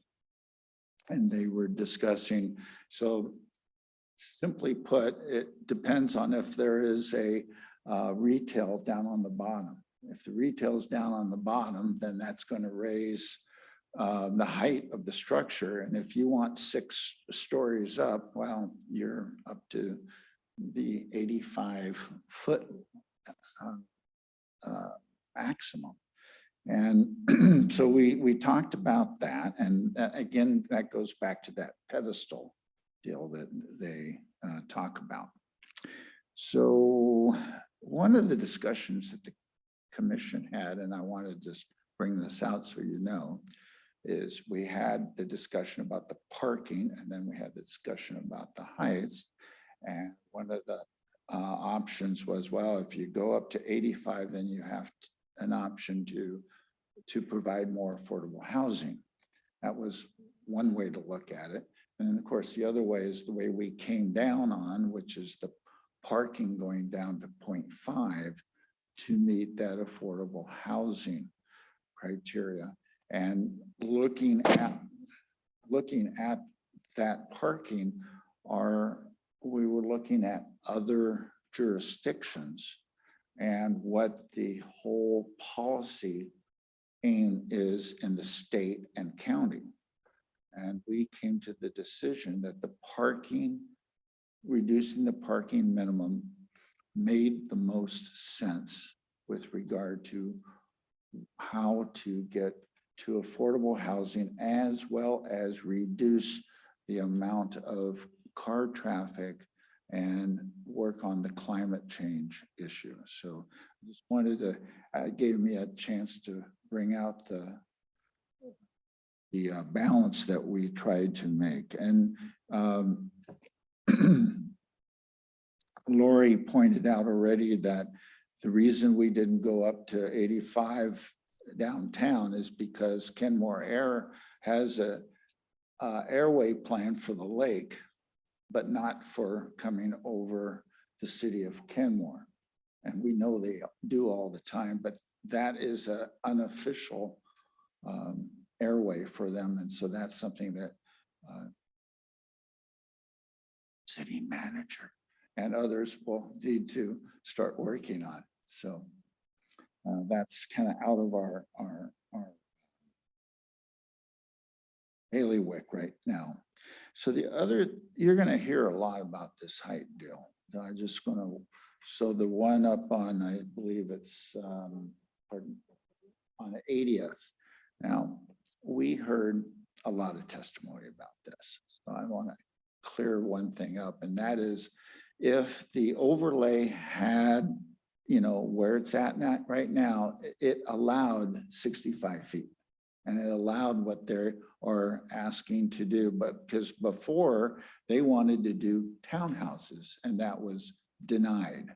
So they went back and redid, and now they're putting in multifamily.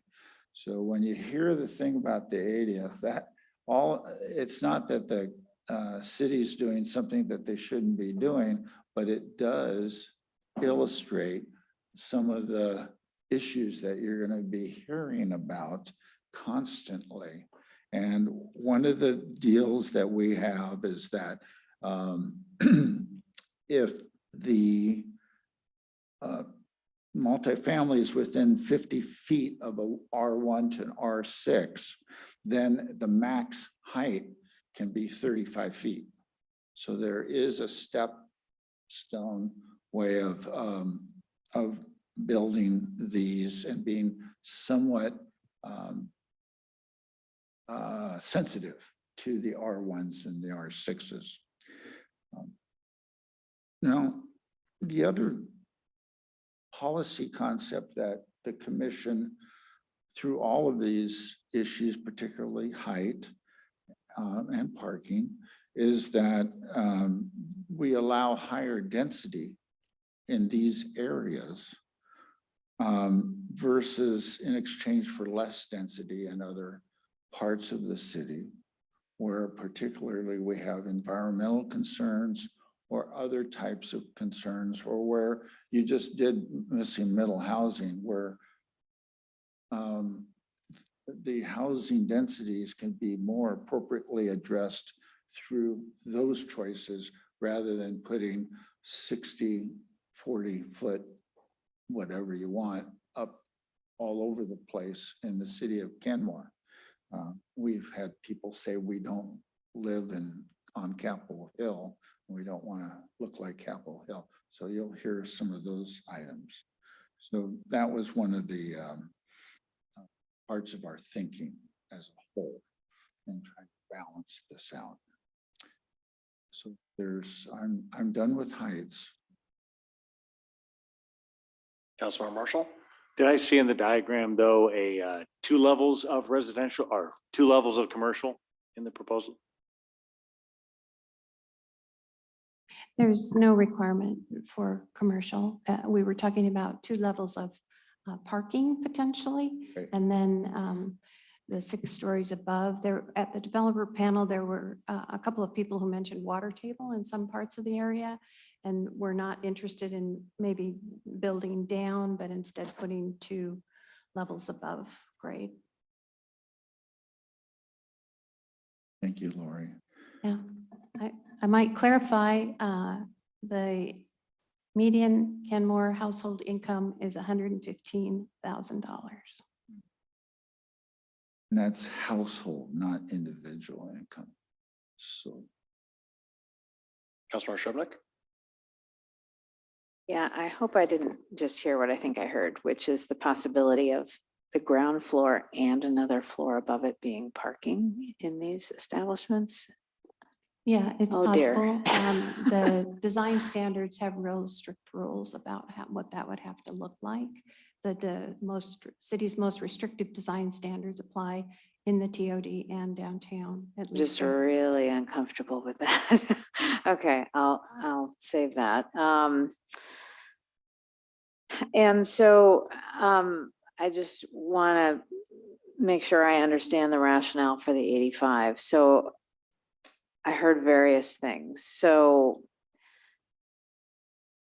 is it not true that we could get the 25% affordable with all those nuances at the 0.5 parking if we went to 65 feet only? Is that not true? We would not be able to get that to pencil out. Am I correct there? Is that what the planning commission found? You could do it, but you would have to have really small units. And so by going to 85 feet, and I went back to Mike Stanger at Arch to ask him about the implication of height. And he said height, he did not factor into the analysis, but allowing the additional height gives the developer more flexibility to build bigger units, for example. So there may be, I can give an example, the proposal that we've heard from the neighbors about that's just come in, the application, they're proposing 55 units, I think it is, at 65 feet, but their density would allow them to do 75 units, and they're not doing that. But it's possible that if they could go to 85 feet, they would add additional units. So you may be able to get your units in 65 feet, but it's potentially easier to go to 85 feet. I'm just going to say I'd be more comfortable with the 65, particularly if we're leaving it at 65 in the downtown. I don't think it's any greater than that going that whole corridor in Lake City. And that's already quite a tunnel. So I'm a little uncomfortable with 85, and I'm very uncomfortable with the idea of 2 stories of parking above ground. That just kind of, plus we're gonna have the park and ride, which is, I mean, it just kind of destroys that whole area. Councilmember File.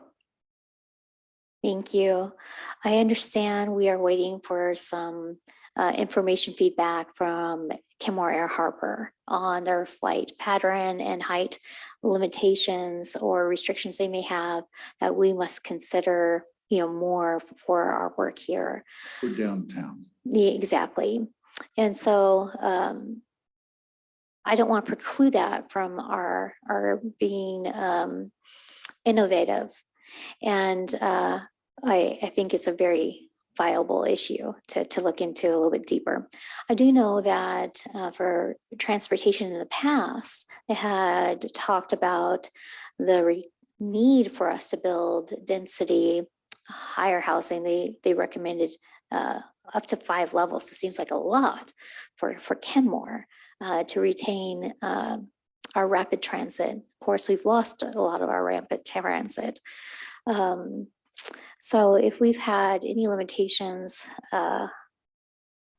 from Kenmore Air Harbor, once we have any confirmation of that, I'd want to take that into consideration. Otherwise, I'm comfortable with a little bit of height to be able to have a little bit more affordability, to have more housing for larger families. Underground parking, I'd rather have underground parking and rooftop business opportunity for restaurants or green parks above. We have to think about green innovative building and meeting our together goals. So those are the things I do think about and would want us to consider further. Thank you.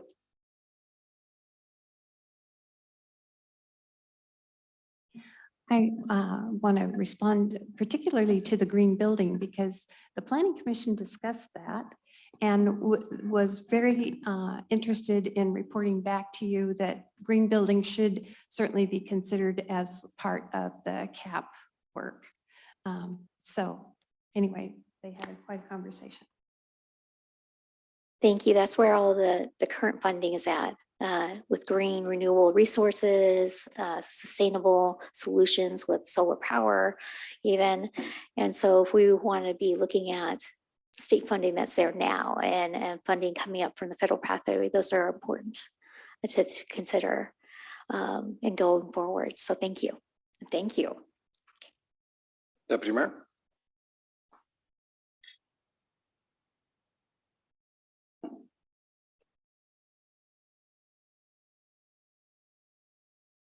I have a couple questions.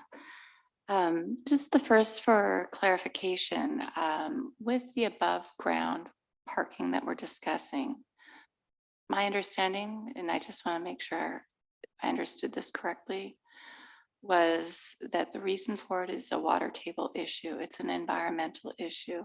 And in order for us to achieve the density that we're looking for and the affordable housing, that above ground parking would be necessary. Would that be correct? It very well may be necessary, yes. Would That's it, according to the developers panel. would it be possible to have requirements before a developer chose above ground parking that it meet an environmental standard? Do you want to address that, or do you want me to? I'm not quite sure whether you're saying that they shouldn't be allowed to do parking on the ground level unless there were a reason that they couldn't dig down. Yes. Well, you certainly could talk about making that a requirement. It will certainly increase the expense of any development, which is a problem for the affordable housing component. But I suppose if you were concerned about that, you could do that. The TOD area around the park and ride is presumably not, I mean, there's a proposal in the works that would require that be structured parking. And so there will not be a whole lot of surface parking in that area any longer, we hope. But the parking may be in a structure that has housing above, or maybe it's 2 levels of parking or 1 level of parking and then housing above. Okay, thank you. I tend to agree with Councilmember Shrevenick's concerned about too much above ground parking. My interpretation reading this was the majority would be below ground. So I just wanted to share that. That I recognize our needs for housing stock, and how we get there is important. And in order to do that and meet our height, raising the height limit for that area does make sense. The other question that I had, and this is just, actually I had two more. Okay. How tall, what are the height limits in downtown Bothell and Woodinville? Is anyone aware of those? I don't know. I can tell you that the link, for example, at the highest point across the street is 76 feet, 10 inches. Yeah, and I just asked that because many of our community members drive through Bothell and Woodinville and bring up that they like what they've seen there. So just for a comparison, I think that would be good for us to share with our community. I was driving through the other day and I counted 1 down and 6 up. And the 1 down was a full retail size first floor. Now that's just. Yeah, okay. 85 feet probably. Excuse me. Interpreting what you said, that sounds like 85 feet. Sounds pretty close to Okay. me too. Thank you. I appreciate that, just visual aid. My final is, and I just want to thank Councilmember File for bringing up the green building standards. It was off my radar talking about height, but one thing that wherever it goes in this conversation, maybe there is potential for Kenmore, in addition to federal and county and state green building incentives, maybe we could offer a green building incentive. Is that something that we've talked about? Yes, Yeah, you mentioned it. Maybe I just didn't hear it all the way we through. have talked, actually, we asked that question. Did you? Yeah, we felt very strongly in support of that. But what we ended up deciding was we should defer that to the cap rather than making sort of patchwork policy throughout different elements to sort of devote any citywide green stuff that should be dealt citywide with the cap and with the council overall. Okay, that's the answer I heard. I missed a little piece, so I brought it up again. So I apologize for the redundancy, but sometimes hearing something twice locks it in. The other thing is that we were told through the developers board that the green building is pretty standard now. So it does not necessarily have to have certain types of incentives that we might think of, maybe some more lightweight incentives, but not density and those types of things. Okay. I really appreciate that. Thank you for your good work on this. Speaking for myself, I don't have any issues with the 85 feet. And as long as we're screening off the parking, I'm fine with the proposal. I would just hope that anything facing, either Bothell Way or any of the streets is activated in some way and isn't. And I assume that's probably in our design standards, but isn't just a parking lot that's facing the street. But I'm pretty sure we cover that usually in our design standards. So, Deputy Mayor. I wanted to just share my appreciation that you shared the graduated step between R1 to R6 to the 35 to the higher 65, 85 height limit. I think it's really important for our community to understand that we do not want to close in our single family neighbors in such dense buildings. So thank you for highlighting it. I think it's important for people to hear. And two little last things. First of all, the commission has been told several times that the design standards in Kenmore are very strictly enforced. And that with regard to what, we share the same concerns about any type of parking. And we asked that very same question. And what we got is there are solid design standards and that they're enforced. So I just wanted to share that with you. And that's the feedback that we got from the staff, and we have no reason but to believe them.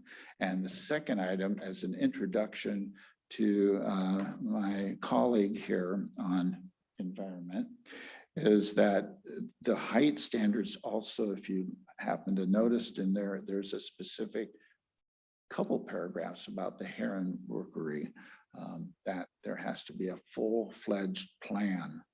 And we even discussed not only just on the one side when they build it, but it's got to speak to what they can do on the other side so that we don't have conflicting plans between two buildings. So, and with that, Tracy, it's your turn. You can have it. Thank you. Honorable Mayor Herbig, Honorable Deputy Mayor O'Kane, Honorable Council Members Baker, Kugler, Marshall, Weil, and Shrevenick. Thank you so much for giving me time before you tonight to present my minority report to the Planning Commission Comprehensive Plan TOD Code Amendment recommendations. We'll start by making clear I support the development of a vibrant, dense, walkable TOD in Kenmore. Well-planned TODs can be a wonderful part of building the financial, social, and climate resilience we need in order to secure our community's future health and prosperity. Many of the TOD Code Amendment recommendations before you are sturdy, and I support them. But with deep, abiding respect for my fellow commissioners, all of whom I know care very deeply about Kenmore, we missed the mark on where those code amendments should be enacted.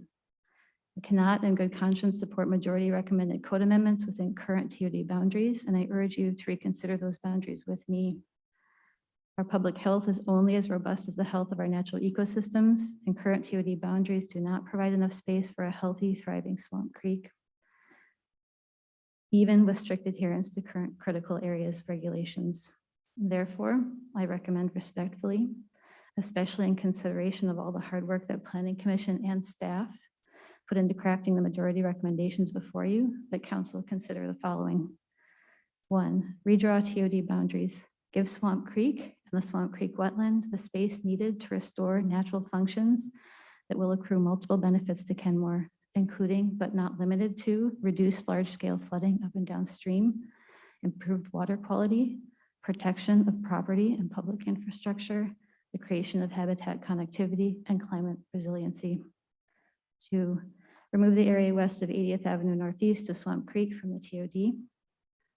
3, for areas west of Swamp Creek, work with wetland scientists, fish biologists, wildlife scientists, and other experts to craft evidence-based TOD boundaries that allow us to protect the natural environment at the same time that we meet our jobs and housing targets with dense development that supports transit and a walkable urban core. 4, when redrawn TOD boundaries cannot adequately protect Swamp Creek and the Swamp Creek wetland, consider other remedies, including but not limited to conservation easements, land donations, and funded land acquisition, and policies that support the same. Recommendation number 1, redraw TOD boundaries to give Swamp Creek and the Swamp Creek wetland more space is my most important high-level recommendation.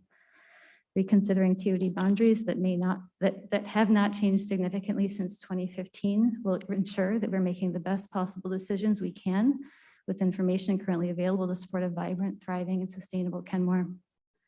Current TOD boundaries hug Swamp Creek wetland and too closely surround a lower stretch of Swamp Creek itself from approximately northeast 179th Lane to Highway 522. We have encroached into the Swamp Creek wetland, so naturally, it routinely asserts its need for more space by filling portions of the adjacent asphalt parking lots with standing water. We have armored the banks of Swamp Creek and squeezed it through too small a channel through the TOD because we thought that would make the asphalt parking lots currently less than 75 feet from the creek okay. All of the modifications that we have made to Swamp Creek have caused as many problems for us humans as they have for the creek. To name but a few, straightening and armoring have increased the speed of water flowing through the creek, especially at peak flows, putting up and downstream neighbors at increased risk of erosion and flooding. We've destroyed riparian connections necessary for healthy ecosystems and fisheries. We have degraded the water quality that all species rely on for habitat, nourishment, recreation, or some combination thereof. Further, most creek modifications like armoring eventually fail, and the resulting problems are expensive to fix. Healing as many natural ecosystem functions as we can, even in our urban environment, is one of the best, least expensive ways there is to live with our natural world. It is also what is required of us in this moment of climate crisis. The Earth is clearly telling us that we must rethink how we live with the natural world and make better decisions that align our own interests with those of the planet, because they are not separate. Redrawing TOD boundaries would be a continuation and supportive of the really good environmental work to restore watershed health already being done in Kenmore, including the recent acquisition of property in 73rd Avenue Northeast that will allow for restoration along Muck Creek. It is in line with the good environmental work being done in the state of Washington, including the recent ban on commercial net pen fish farming in state waters. It is in line with the good environmental work being done by our West Coast neighbors, including removal of 4 dams from the Klamath River in Southern Oregon and Northern California. Our work in Kenmore might seem comparatively small, but it is not. We have the ability to take visionary action in Kenmore, to right past environmental wrongs, to change our relationship with the natural world, to heal our climate and reconnect to the land and to each other. These things all matter. Redrawing TOD boundaries now, while we still can, matters. We have a responsibility to the earth and to each other. There is too much at stake for us not to be pushing hard for environmental health and climate resiliency. Building a strong TOD is part of that work, but cannot be to the detriment of Swamp Creek and the Swamp Creek wetland. Human health and prosperity depends upon finding a way to support both. Together, we can build the vibrant, sustainable future that we all need, but the honor and privilege of setting the policy to steer us in that direction is ultimately in your hands. So I thank you for your attention, your thoughtful consideration, and your brave and discerning leadership. Thank you very much again for the opportunity to voice my minority opinion. And I am open to your questions and comments. Deputy Mayor.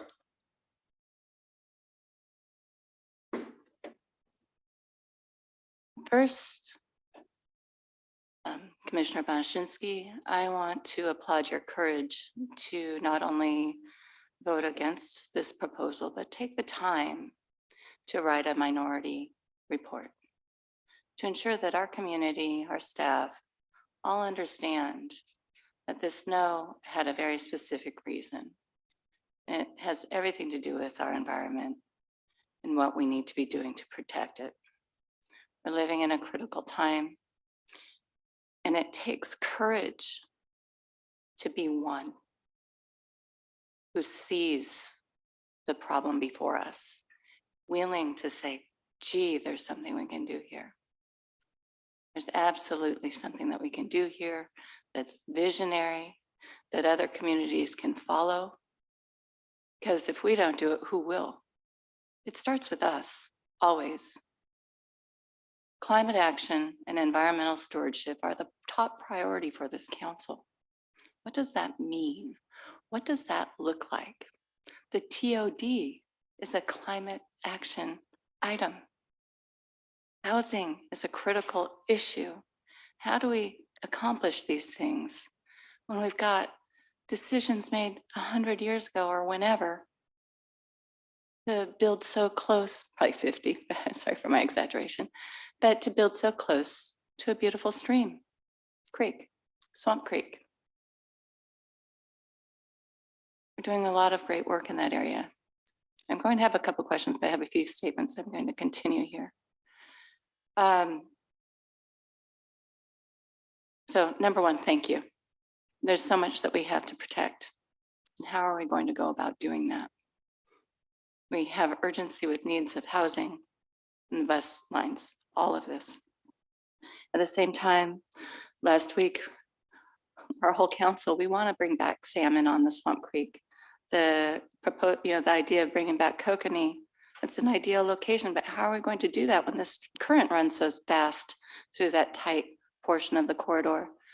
Deputy Clerk, would you be willing to bring up the zoning map insert, please? And if you could zoom in on the area with Speedy Mart down to 80th, please. I just think the visual aid for all of us to give consideration to as we're having this conversation is incredibly important, because something stood out as I looked at it. And I have a question. And I also have another question related to Commissioner Thompson's email he sent to the council. And if you could zoom in just a bit more, because there's something that really stood out to me. That's probably good. Yeah, that does it. If you look at the north end of the map where the creek comes into the brown area, between the brown and the orange at 179th Lane, I notice it's really thin. And then as it comes through and goes under 522, it kind of expands. And that just stood out to me. I thought, wow, this creek is really going straight through this area. I rarely see it as a community resident. So one thing I did this weekend, because I've always had ideas about that area and what we could do. I think a lot of us might, because it is ripe for corrective development. I'll call it corrective.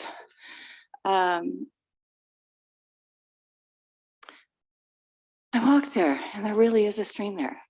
There is wildlife. There's an overabundance of invasive species and things that need to be cleaned up that through development in this area will ensure restoration takes place. But what can we do to ensure it's the right kind of restoration? That's my question. I also noticed that there's vacant space in that parking lot in the back, in the, I'll call it the north, up to the apartment building area that's behind Kenmore Bowl.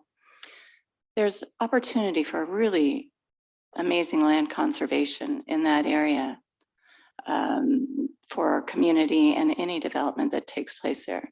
Because when we have people living in this TOD, we're going to want them to have nice places, natural spaces to enjoy. And while we're creating those and creating opportunity for those, we can make them restorative to the Swamp Creek floodplain. So that's just an example of something I saw. I have a couple of questions. When we talk about a best available science, are we asking the right question to get the best available science on what we need today? Because the best available science is on what we see, but are we saying what's best available science for the creek? What's best available science for the creek itself? And I've got other questions.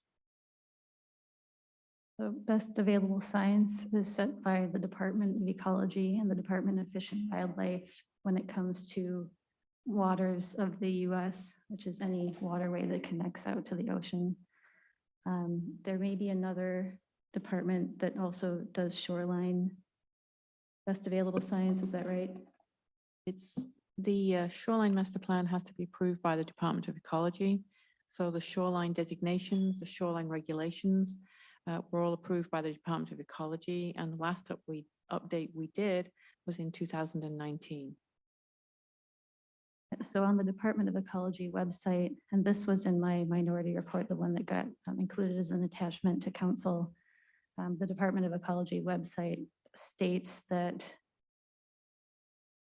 I should have read my own minority report before I came, but I think it was that the best available science was published in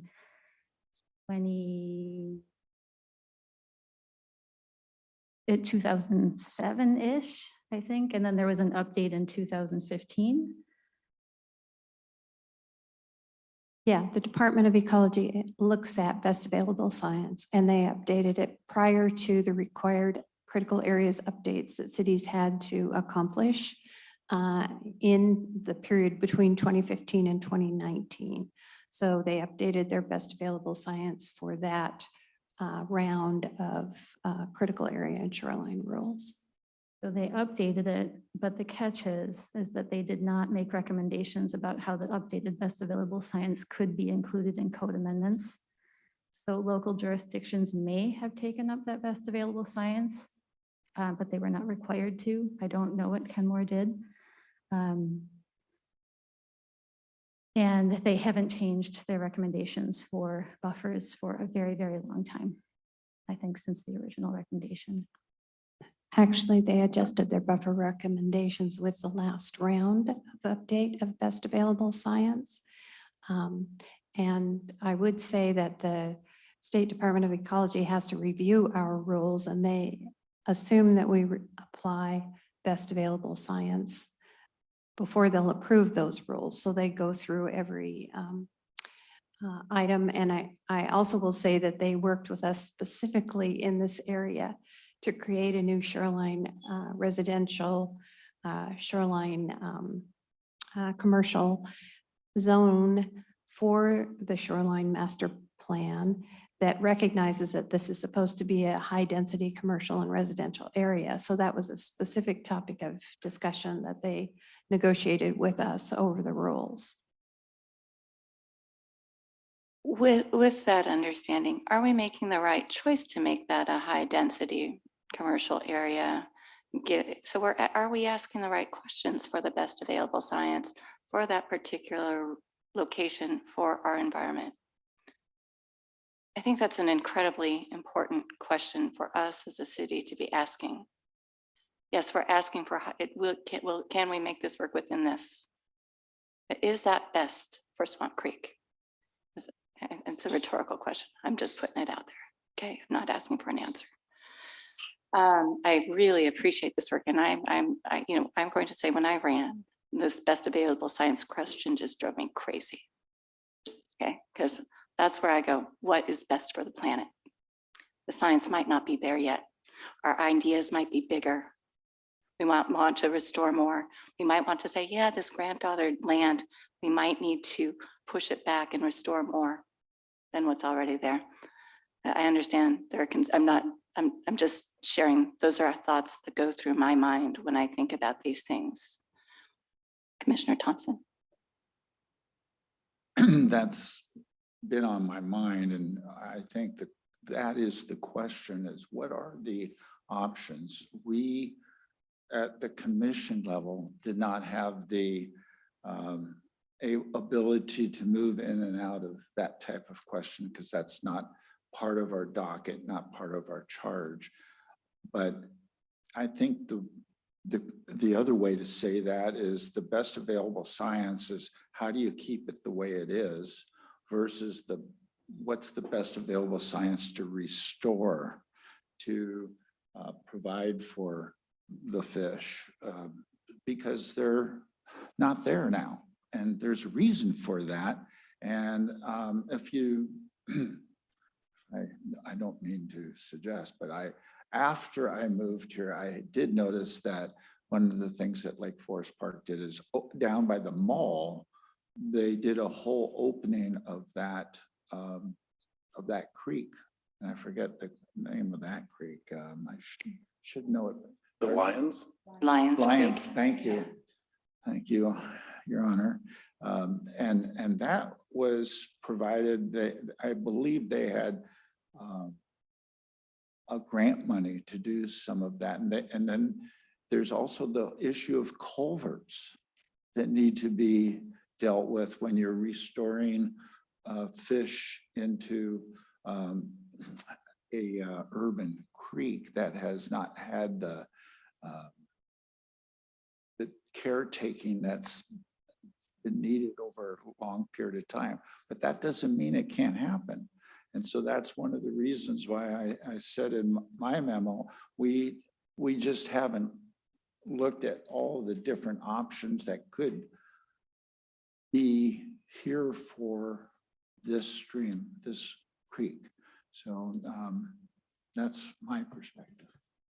I just want to say one other thing about best available science. I'm going to keep this very brief. It's incredibly important that we have standards like best available science. I believe that Washington State has some of the most protective environmental regulations precisely because of a best available science. That said, I don't want to get into an argument about whether we're following best available science or not, when that's not the point. The point is what we're doing is clearly not working for our environment and climate. And so I believe we need to take another look. Yeah, especially when, we're doing a lot of great work here, and I agree, best available science is incredibly important. So please understand I'm poking holes here for a specific reason. I have, I think, two questions, but one question that I have, because I look at this and I think it's important for us to consider, if it's possible, pulling the area from 77th back around the apartment complex over to 80th for further review for potential land conservation and incentives for environmental restoration incentives for people who choose to potentially build here.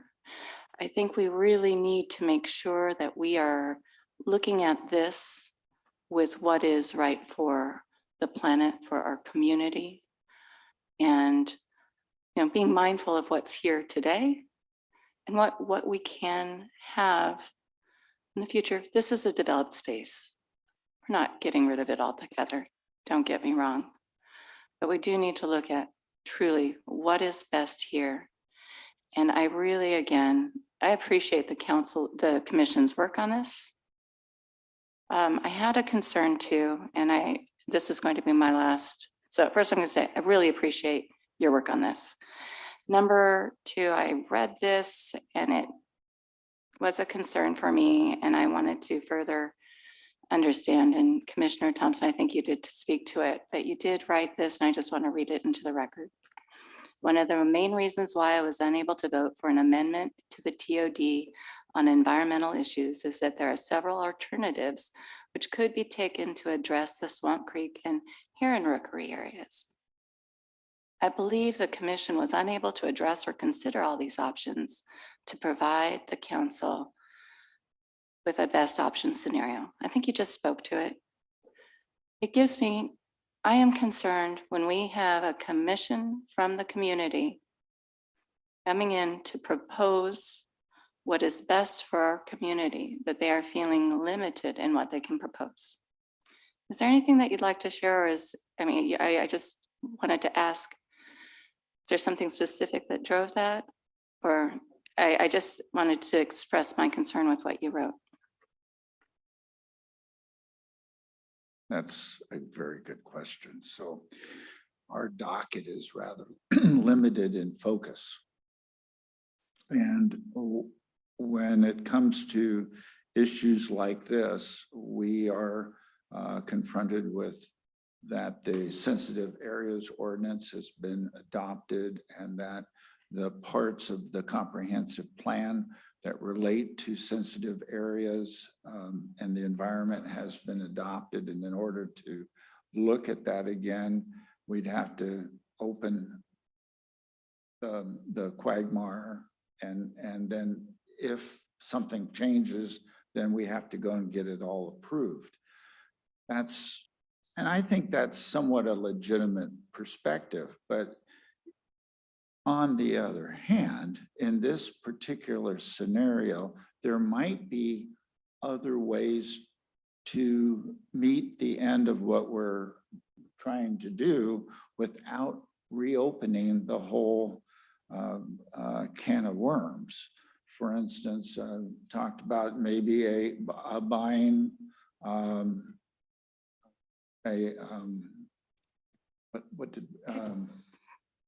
Conservation. Pardon?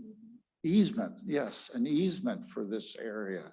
Or maybe there are certain pieces that are critical that would be able to help the restoration of the creek.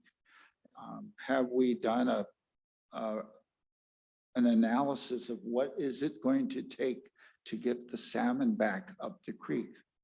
I don't think we've done that. And so it's not fair to me in presenting something to you that is not well thought out and is not necessarily the best science, shall we say, as far as what we can really do. So that's where the commission doesn't write the budget for those things, and I'm respectful of that, and I'm respectful of the docket that you give. That's your job, but you also expect us to speak out within that docket. And I personally, as the chair, have said many times, we are here at your asking each one of us to voice the opinions that we can see in the residents. And that's what you want us to do. And then you have the hard job of making the decision because you're the electeds. Oh, and I'm glad I'm not anymore. Well, I'm certainly glad that you're a member of our planning commission. I'm actually very thankful for each of you for being here.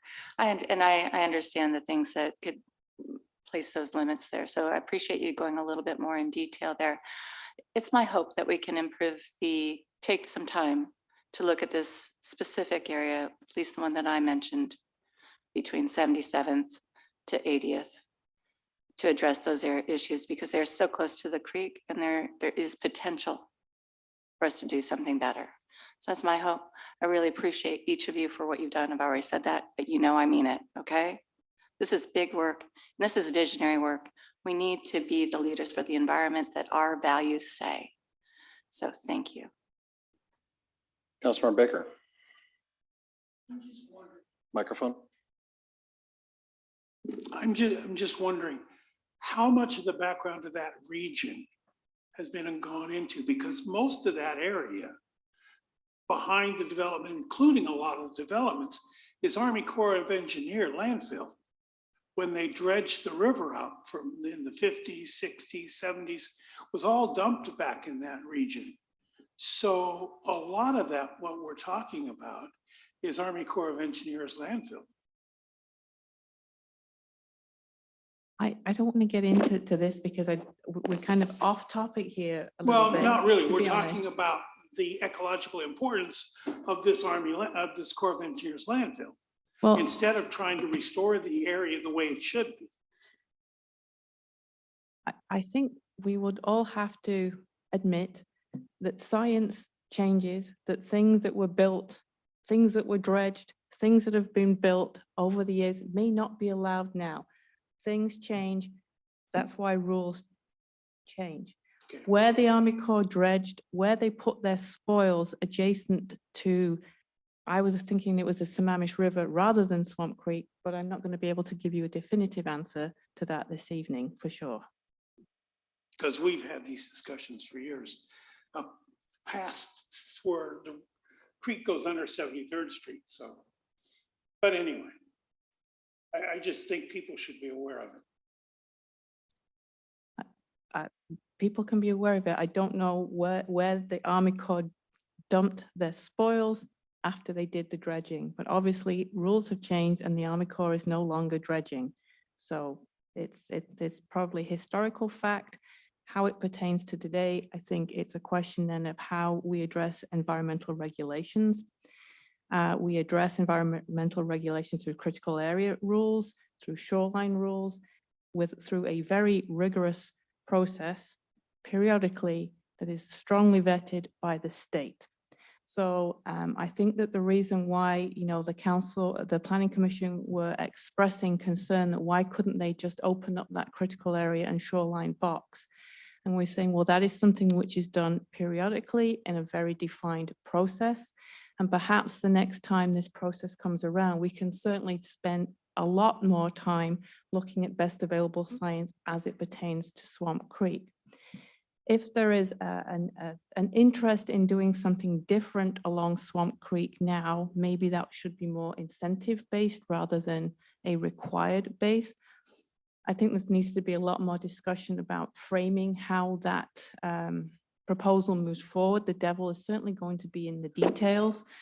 So if that is something of interest to council, we should probably discuss that more next week and figure out what, if anything, council is interested in changing and what that project would look like moving forward. If there is a delay on adopting an ordinance, for example, we would have to extend the interim regulations in January, which are currently in effect. So that's just a couple of procedural things to make you aware of. We've got 3 people online, and I do just want to flag for everybody that it is 9:30, and we do have 5 items to get through on a business agenda that we haven't quite reached yet. So if everybody would please be as concise as possible. Councilmember File.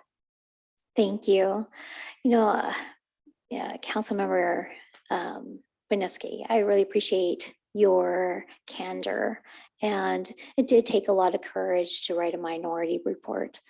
I also have to recognize the majority of the Planning Commission came forward with specifics and direction, and we take what you have into consideration. You do have to look at the best, most available science. Fish and Wildlife have been very clear with Kenmore that we are following the best available science with these areas. Any new development would have to have updates consistent with sensitive areas and areas near Rookery. So improvements would be made along those lines. We have made dedication and dedicated effort to trying to get additional fish coverts and improvements. There's no reason why we can't do some restoration along these routes along the way. I'm committed to that. And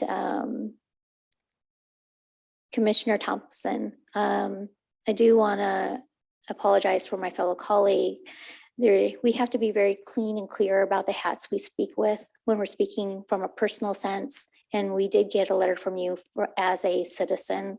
And I think some of the comments made today mixed the roles. And I apologize for that experience you may have had and how that plays out with the discussion we have. But I thought it was very important discussion to be had, so I appreciate it. Moving forward, I look forward to working with community partners and builders who have interest in our areas, because they will be required to do improvements to environment. Do I see a reason to purchase additional property? Probably not right now, because we can't have takings, right? We can't just take somebody's property. And I have concerns about that. We have to follow the legal requirements by code and by law. Yet I will be ever vigilant, and I'm very committed to protecting our environment and our heron rookery. I wouldn't want to have encroachment. Our buffer there is, just to be clear, that's 556 feet or 565 feet? 656, within which you have to do a habitat management plan. Right. And then looking at Kenmore's code 18.55.325, it says the city attorney, pardon me, the city manager can and shall not be reduce a buffer by 25% in any one place, should there be an attempt to do so. I feel comfortable with that. Would I want to personally increase the buffer area there to what it once had been? I would like to do that. I don't know that we are allowed to do that, not at this juncture. But I remain committed to the efforts of increasing salmon habitat, shoreline and habitat restoration, and the improvements in routes that will help ensure that we have a future for our future generations to come. So thank you. Councilmember Kugler. I haven't spoken very much yet tonight. And so thank you so much, first off, to all of you for your thoughtful work and deliberation and your recommendations. I guess I wanted to wait to talk just because so many of these issues are interrelated, as you know, right? You had to kind of consider all of them separately, but then how they work together. And I think when it comes to the minority report specifically, first, I do want to thank Commissioner Bonazinski for bringing it up and looking at this issue through that lens. I feel like it's been presented as an opposing issue when in fact, I think it reflects what the council has been saying. We care deeply about our environment. I think last week's presentation, which shared that there was the possibility of restoring salmon in Swamp Creek, was also like another reason why we want to be thoughtful about protecting and restoring that area. And I guess I'm wondering, like, and this might be a question more for staff, which is like, what is the impact of moving forward with the Planning Commission recommendations and evaluating the impact on that area? We know that area is already built. If there was development in that area, they would be subject to some current standards. So is that a possibility, or what would be the impact of further evaluating that area near Swamp Creek? Yeah, I think we're not sure what needs to be or is desired to be evaluated. If this area were included in the TOD rezoning, the standards would be essentially the same as the current TOD overlay standards, which sit on top of the urban corridor zone, which allows a variety of commercial uses at a height of 55 feet. So a developer could choose to use either the urban corridor zone or the TOD overlay if this area were exempted from the new regulations. In terms of what would happen if that area were exempted from the new regulations, I think we'd need council direction on what that is. We've taken the perspective that our critical area rules and our shoreline rules are adequately protective, but there seems to be an indication that the council does not think they are. So I'm not quite sure where we would go from there. I'm not either. I think council needs to think a little bit deeper about what the outcome is that they want and how to get there in line of other concerns that we're balancing here. We're balancing existing development and what existing development is allowed to continue to do. We're trying to meet the council's desire to have a vibrant corridor that supports transit with density. And we also recognize that there are environmental concerns. If there was redevelopment of that area, a redevelopment would have to do some restoration in compliance with adopted critical area rules in terms of the setbacks from the creek, in terms of buffers and building setbacks. That is the time where you would probably get the most restoration. Otherwise, things can continue as they currently are without something more radical happening. So I think council has to sort of consider what it is that they want to see, be clear about that, so that we can then figure out, is there a way to develop a work program around that? And then to figure out the logistics of what that means. Because does council direction mean reopening up certain aspects of the comprehensive plan rules that you just adopted a couple of weeks ago? So there are a number of things that we need to think about. And I think it's hard for staff right now to know what that will be, because really you've just sort of laid out, you have concerns and want to do something. But we need a little bit more what it is so that we know where we're going. So I think I would suggest maybe thinking about that. And if you have questions between tonight and next Monday, please send them to us so that we can be thinking about how to address them. Councilor Marshall, sorry, Shrubnik. Yeah, I think tonight's for questions and next week is for direction. I just want to express that I really, even though I've been kind of frowning and asking hard questions, I really do appreciate each and every one of you, including the Minority Report. And so I'll smile now. But I do have questions. Two questions. One about the boundaries, the stream boundaries redraw that is alluded to, and the other is about restoration. So the priority of the Minority Report is to redraw the TOD boundaries to give the stream more room.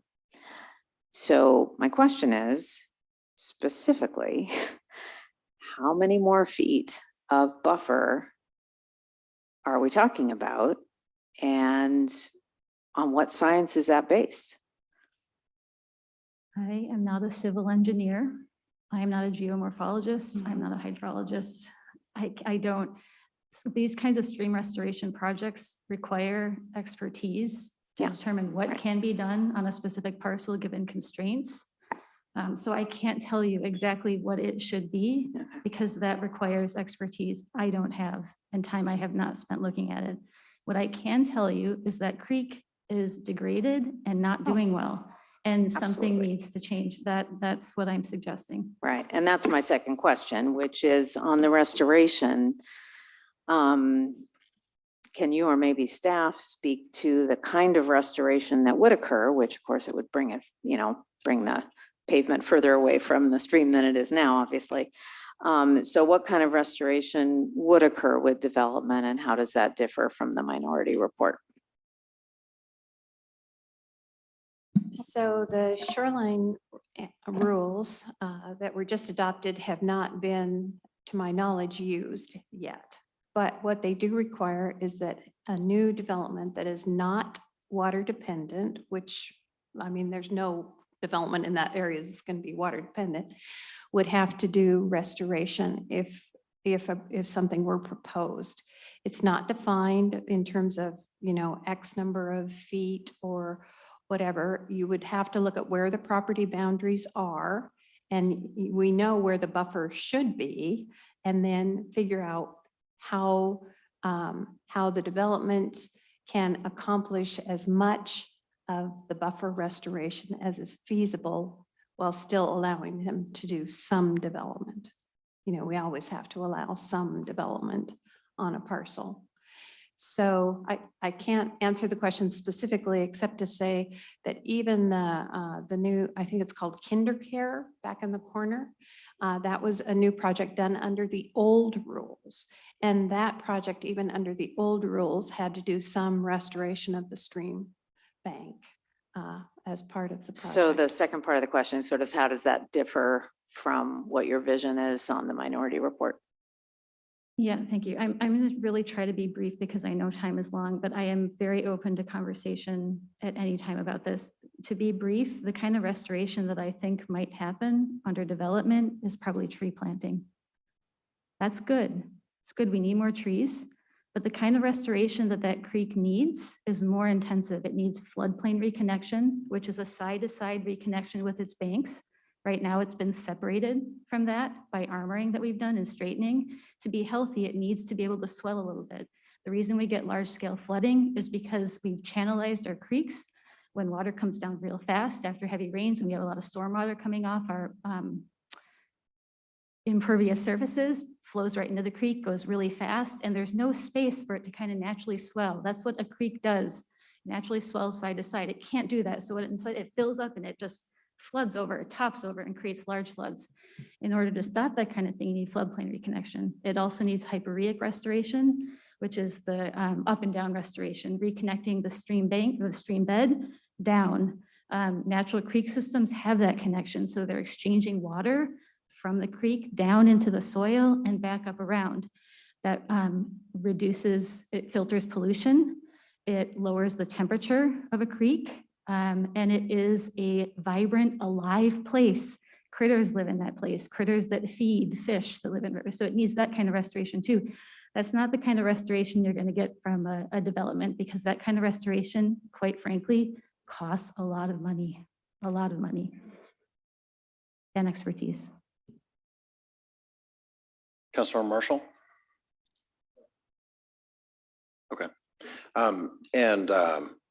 I'd just like to say that I do appreciate all the work that went into all of this. I do appreciate the minority report, Commissioner Benezinski.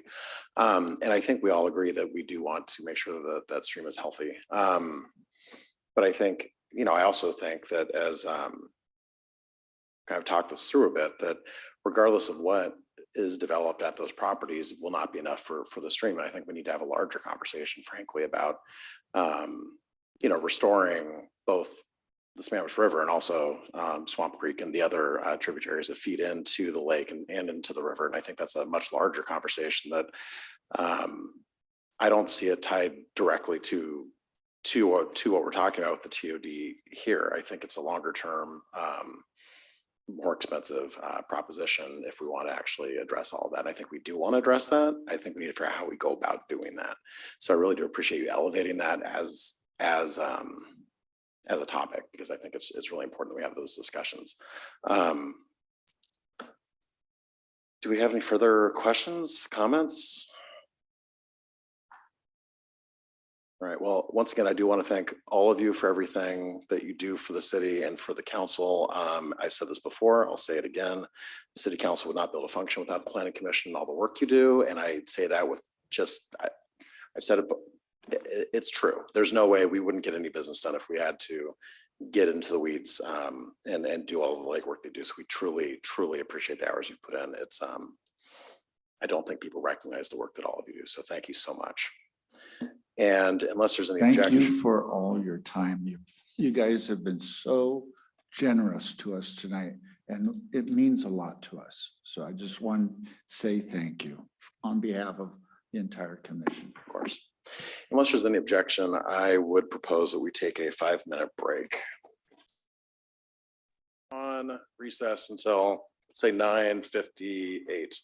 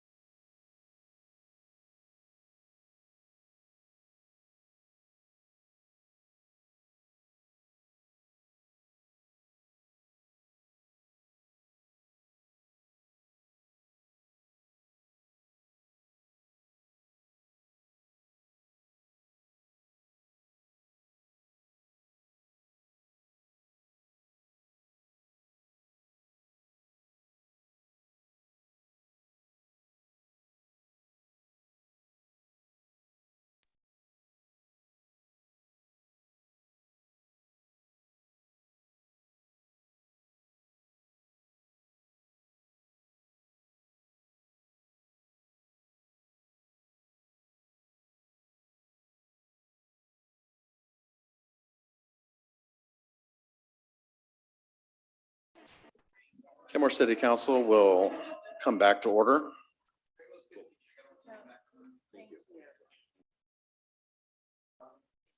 All right, next on the agenda is a public hearing. We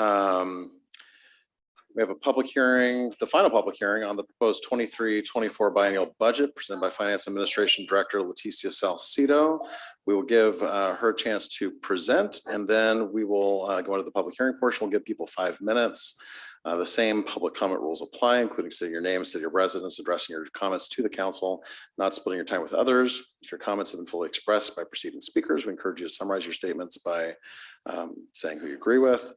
And we'll hear from folks on site first, followed by virtual guests. Ms. Salcido. Yes.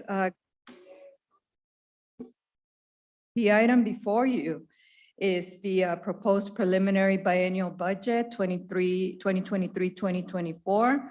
We have had a series of presentations and public hearings. It started with the estimate of revenues and expenditures back in September, the reading of the budget message on October the 3rd, and various workshops in October detailing each individual fund and division, revenues, expenditures, capital, etc. We have had 2 public hearings, November the 7th and November the 14th, and tonight we have the final public hearing, the opportunity for the community to provide their public testimony regarding the budget with a total allocation for expenditures in the amount of 87.3 million of funds. Any questions before we open up the public hearing? Seeing none, I declare the public hearing open. Madam Clerk, has anybody signed up to testify? The one individual signed up on onsite is no longer present, so can we move on to virtual? Of course. If you are attending virtually and would like to give your testimony during this public hearing, please use the raise hand function now. At this time, I have one individual with their hands raised. Stacy Valenzuela, whenever you are ready, go ahead.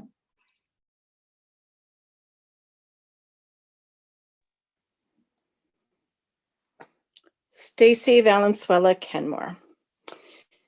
While recent utility taxes, surface water increase, tax levy, and push to move the 1% property tax cap are being discussed and put additional burden on our residents during this alarming economic period of pandemic, high inflation, and possible recession, the employees of Kenmore enjoy 31% higher wages than any other Washington cities, as well as 100% healthcare coverage for not only themselves, but their full family. In my eyes, this is stealing the food off of income, the table of our middle working class and lower income residents for the privileged. Our city per King County is 66% cost burden and mostly single seniors. That's one fixed income per household, usually lower than 30% AMI. Many during their work lives did not have high wages of today or 401k benefits. Please tighten the budget. Let's find the funding for the cap.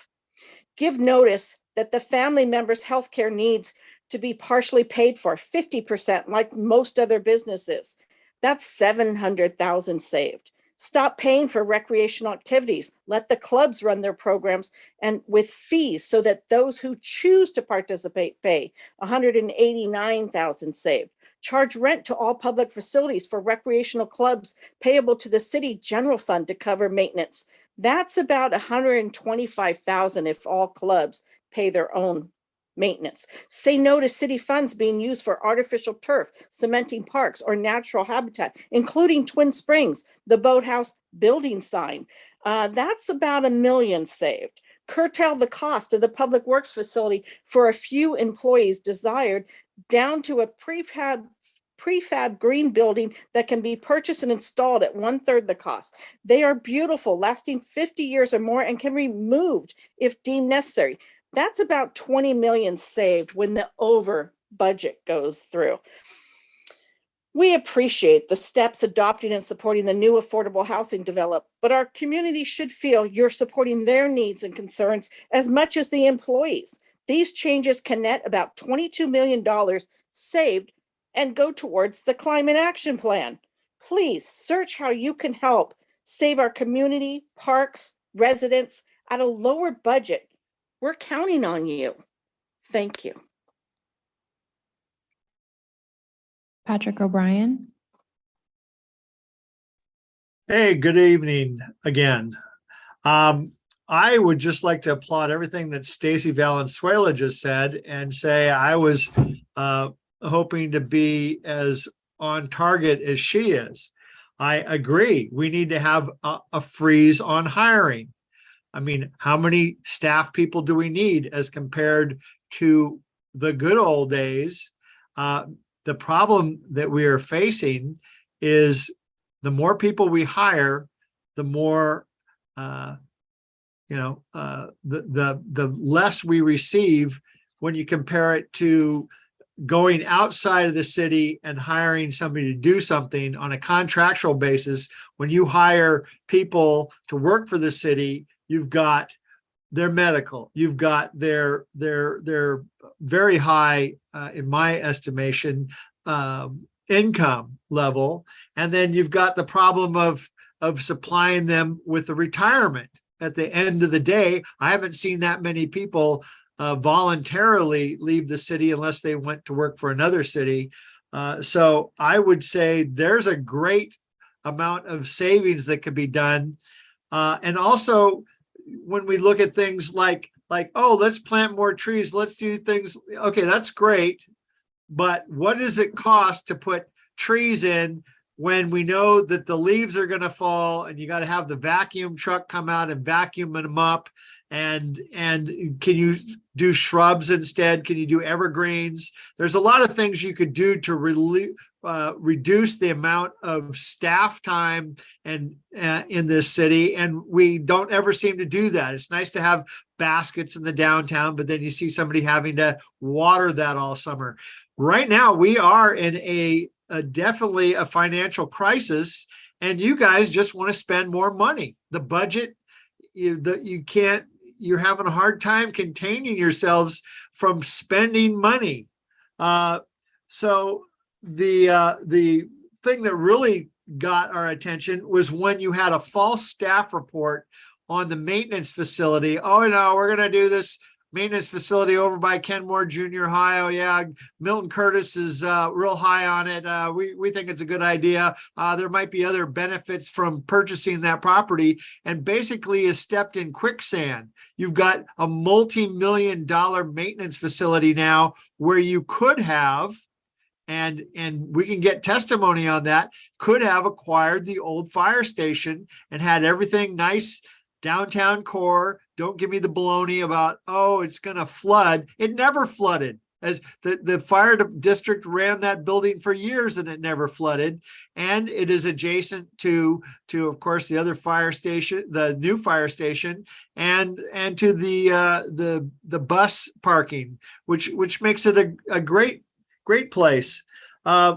So I really think you need to ask the staff more questions when they're giving you these reports. And if people from the city, if the residents are saying, hey, that's wrong, somebody ought to do an investigation into that and check the veracity, the validity of some of these staff reports. They're just absolutely off on their own track, and they're costing us millions of dollars in the case, like I said, of the maintenance facility. So reduce spending, freeze hiring, and one of the other things I thought I might say is when you tally up all the fees, the impact fees, the school district and the fire and all the things to get a building permit for one unit, I would say you need to get rid of all those when you're dealing with low income, because if you take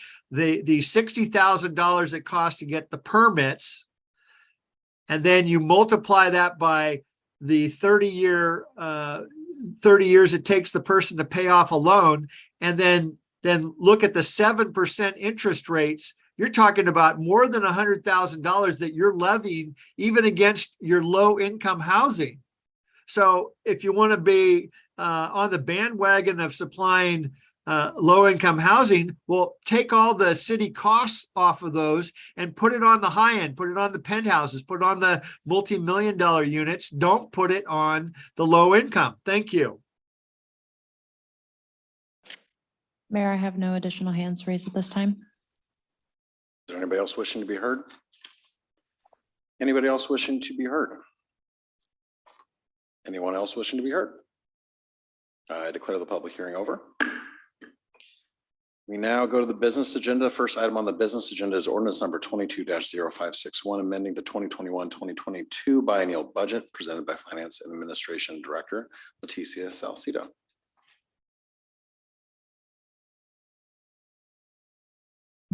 Yes, good evening, Mayor, council members. The item before you are the budget amendments for the 2021-2022 budget. As you know, prior to closing the budget period, we need to ensure that expenditures are not exceeding the legally adopted budgets. We take into consideration any increase in revenues as well as unanticipated expenditures. We have had a presentation and public hearing with regards to the budget amendments, presentation detailing each individual fund and the various budget amendments for each. We have had a public hearing, the opportunity for the community to provide their public testimony, and tonight we provide to you the ordinance for your review and consideration. Amending the 21-22 biennial budget, and the detail is included with your budget document, with your AB agenda document. Thank you. Questions, comments?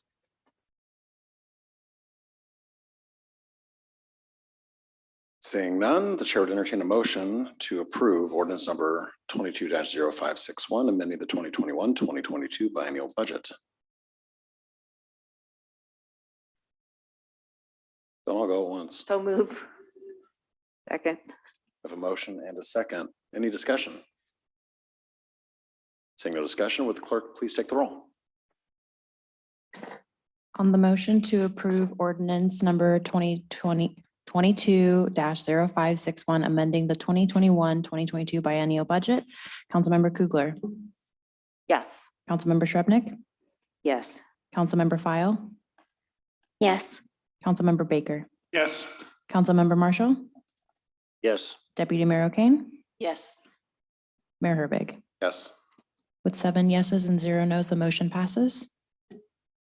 Next on the agenda, ordinance number 05, I assume it's 22-0560, 2023 property tax levy, presented by Finance Administration Director Leticia Salcido.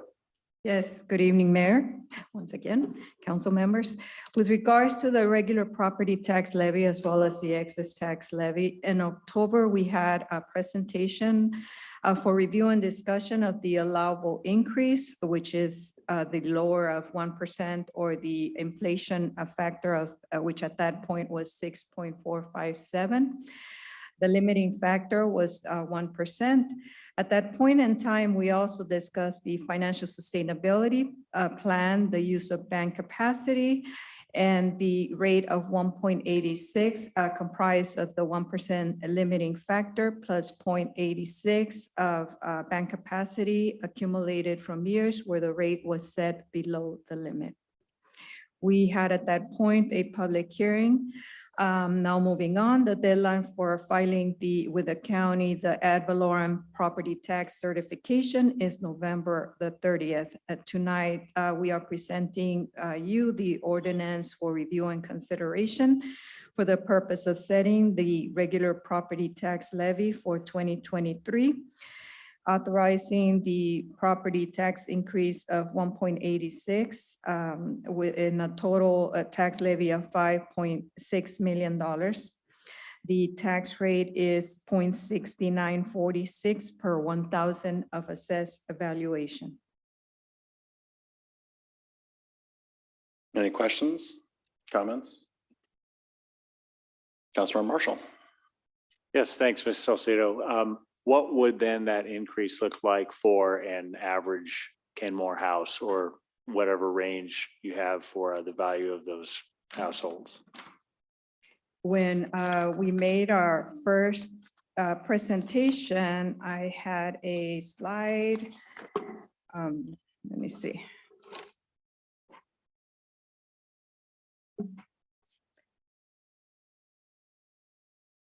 For a $920,000 home at the new rate, it would be $638, tax at the 23 rate of 0.69.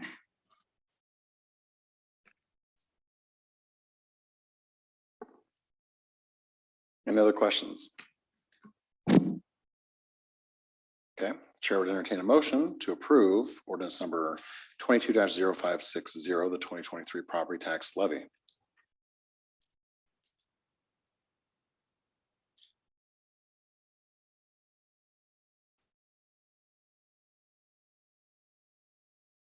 I so move. I'll second. Any discussion? Hearing no discussion, would the clerk please take the roll? On the motion to approve ordinance number 22-0560, the 2023 property tax levy, Councilmember Shrubnik, Yes. Mayor Herbig, Yes. Councilmember File, Yes. Deputy Mayor O'Kane, Yes. Councilmember Baker. No. Will you say it into your mic, please? No. Thank you. Councilmember Marshall, No. Councilmember Kugler. Yes. With 5 yeses and 2 nos, the motion passes.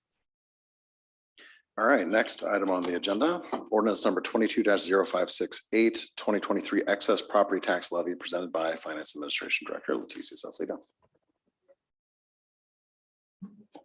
With the same timeline as the regular property tax levy, we presented to you basically the need to assess a property tax levy for the payment of debt service, principal and interest on the walkways and waterways bonds 2016-2021 in the amount of $1,059,500, which equates to 0.13 cents per 1,000 of assessed valuation.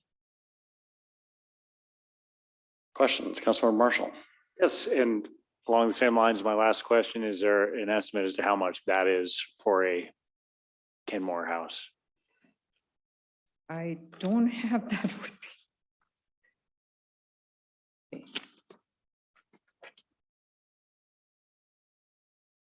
Does anybody have a calculator? 920 times 0.13?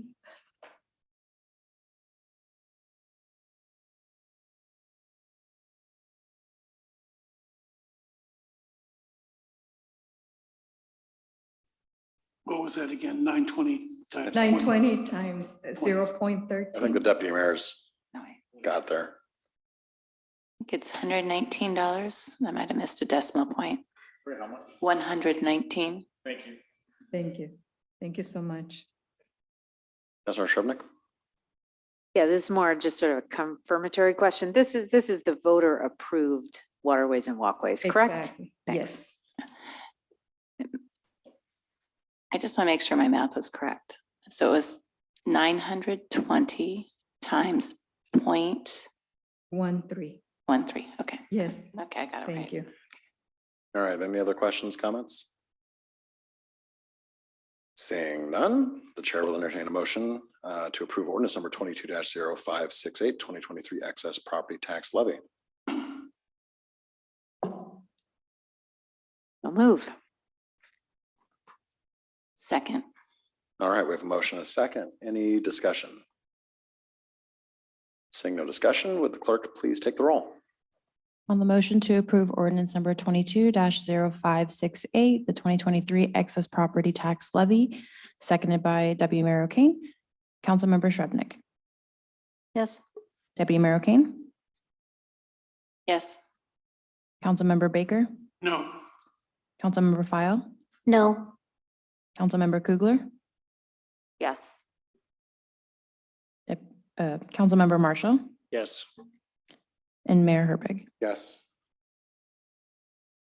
With 5 yeses and 2 nos, the motion passes. Next on the agenda, ordinance number 22-0562, biennial budget for the period of January 1, 2023 through December 31st, 2024, establishing appropriations of funds for the 2023 biennium and the 2023 employee salary plan, presented by Finance and Administration Director Leticia Salcido. This is the continuation. We just held the public hearing with regards to the budget for 2023 and 2024, and we're asking for your review and consideration and approval of the ordinance approving the budget for the same. Questions? Comments?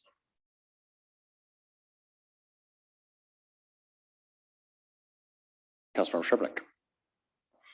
Little question and a little comment. The question is, I'm wondering, not for tonight, but I know there was a lot of work in what some might call kind of value engineering this budget, literally going line by line, each department, looking for ways to cut so that we could get all of our priorities in there. I'm wondering if it might be helpful over the next couple months to actually highlight for the council and the public the kinds of cuts that were made to actually get to where we are. I'm feeling really good about where we are, but I feel like it's hiding some of the good work that staff did. So that's the question. And the comment is sort of what I already said, that I feel real good about this, and in particular, how we are getting all of our priorities, in particular the climate action plan, started. Fictitious funding is not where we're at. There is actually an entire guide now that I forwarded, and I think staff already had, about how municipalities can leverage the new dollars, particularly the new federal dollars, but there's also state dollars to accomplish some of the climate action work. So we're definitely not talking about random funding. It's out there and we're going to go after it, and we can start doing that right away. Thanks. Thank you. Any other questions or comments? Seeing none, the clerk or the chair would entertain a motion to approve ordinance number 22-0562, biennial budget for the period of January 1st, 2023 through December 31st, 2024, establishing appropriations of funds for the 2023 biennium and the 2023 employee salary plan. So moved, Councilmember File. Second. Okay, second by Deputy Mayor O'Kane. Any discussion? Councilmember Kugler. So by and large, like I totally agree with what Councilmember Shribnick said. I think there is a lot of really great finessing and debate that probably went into, that I know went into coming to the department level budgets. I do wonder though, if there are some expenditures that we might postpone or not move forward so that we could put more money towards the climate action plan. So I'm just going to share. I have my doubts. Any further discussion? Councilmember File. Thank you. In regards to the climate action plan, I know that we had some good discussion amongst the council and some great direction to city staff to search after those grants. This is a once in a lifetime funding out towards our cities and municipalities all across the US. And now is the time to be working on our green renewable energies and sustainable opportunities for Kenmore and for future generations to come. So for that, I wish that there was more, but however, should there be an opportunity to grab a grant that can help, staff further work towards grant applications or staff a certain position that's needed and some of the prior outlined opportunities, I would be all for that. So thank you. And I want to thank our staff for some of the community who had concerns about staff wages in Kenmore. We are highly competitive with our local and surrounding areas. We've had staff, plucked away from Kenmore to work elsewhere for more. We are highly competitive. If we do not hire more staff, we will likely lose staff. And we need to support both the team we have in Kenmore to support our community and the great work ahead that must be done. So thank you. Further discussion?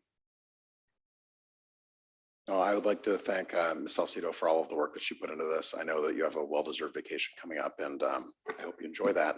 I'd also like to thank the city manager and the rest of the team for all of the work that went into this.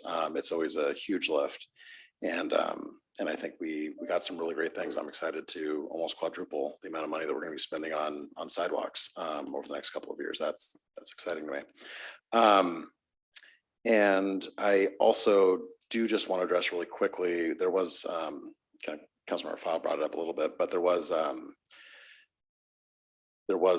somebody mentioning during public hearing about our salaries. I just, for the public's sake, I looked at the link that member of the public sent us.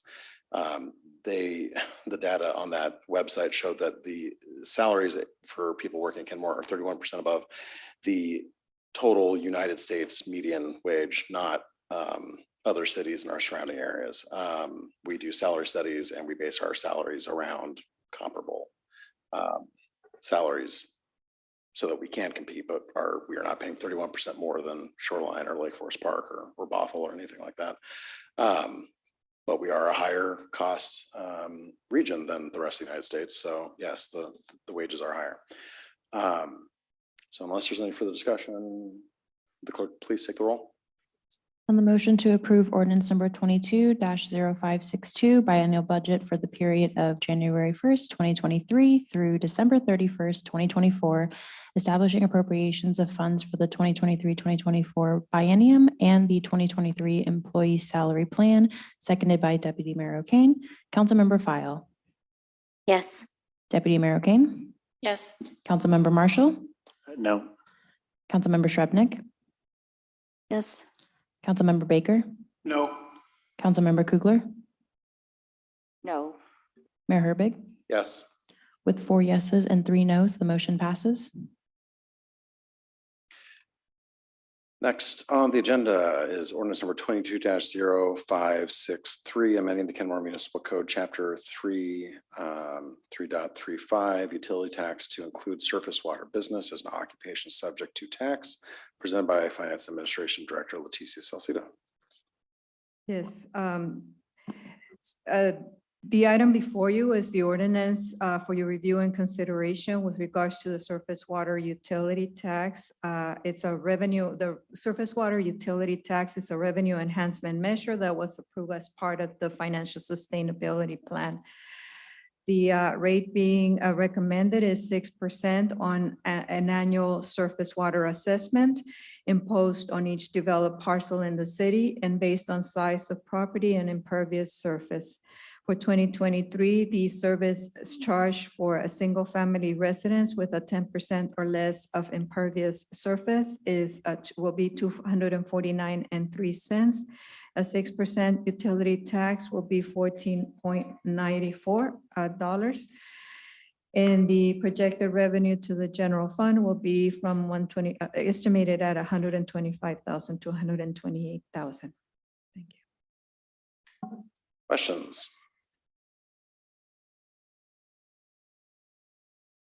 I am not seeing any questions.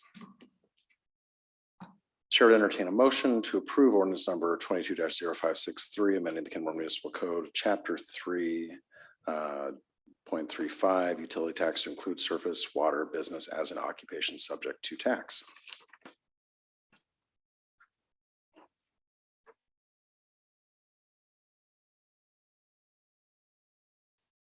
So moved.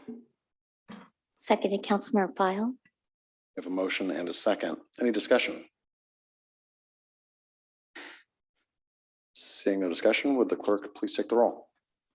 On the motion to approve ordinance number 22-0563, amending the Kenmore Municipal Code, Chapter 3.35, utility tax to include surface water business as an occupation subject to tax, seconded by Councilmember File. Deputy Mayor O'Kane. Yes. Councilmember File. Yes. Councilmember Baker. No. Councilmember Marshall. No. Councilmember Shrubnik. Yes. Councilmember Kugler. Yes. Mayor Herbig. Yes. With 5 yeses and 2 nos, the motion passes. All right, that's the end of our business agenda. Next up, staff reports. City Manager. All right, well, thanks for passing the budget. That is a big deal. A lot of work went into it. It was a tough one, super tough. Especially with all the competing priorities, but especially want to thank and recognize Leticia Salcido, our finance director. I hope she's not walking away. Oh, good. Yeah.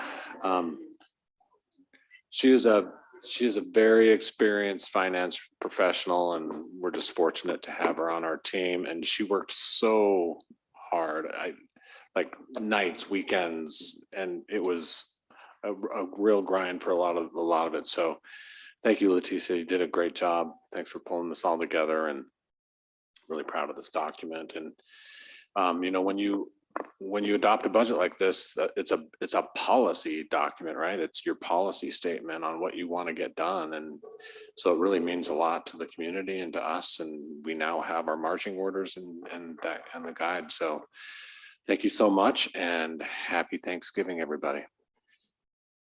Council member reports and comments. Councilmember Baker. Nothing to add. Councilmember Marshall. Nothing to report. Thank you. Councilmember Kugler. I did want to get clarification as to whether we will be hosting Coffee with Council in the month of December, or we'll also be taking a recess. I don't know. It is on the schedule, I believe, but I think it's a yes. I think we're still doing it. the 5th and the 17th. Okay, and then also wanted to maybe possibly bring back in a future agenda, revisiting whether that is just held online. We are getting requests for Coffee with Council to be in person or hybrid. So wondering if I might be able to get a second to bring that back in the new year. Yeah, we need to have that discussion. What was that? Yeah, that's a second. Yes, Oh. we need to have that discussion. Okay, thank you. Yes. Other than that, no other comments. Councilmember Shrubnik. Well, I've been going to the NPRSA meetings. Thank you, Joe. And they just passed their property tax levy for the NPRSA as well, which is a 1% increase for them. I think it comes to 3 cents a year for an average household. So I thought I should share that. 3 cents. Councilmember File. Thank you. I had a meeting on the way out of SeaTac Airport from the plane with the Regional Hazardous Waste Committee meeting. We're wrapping up the reorganization, and that's looking good. Grants are going to be available in January, which is exciting for opportunity for both nonprofits in the city of Kenmore.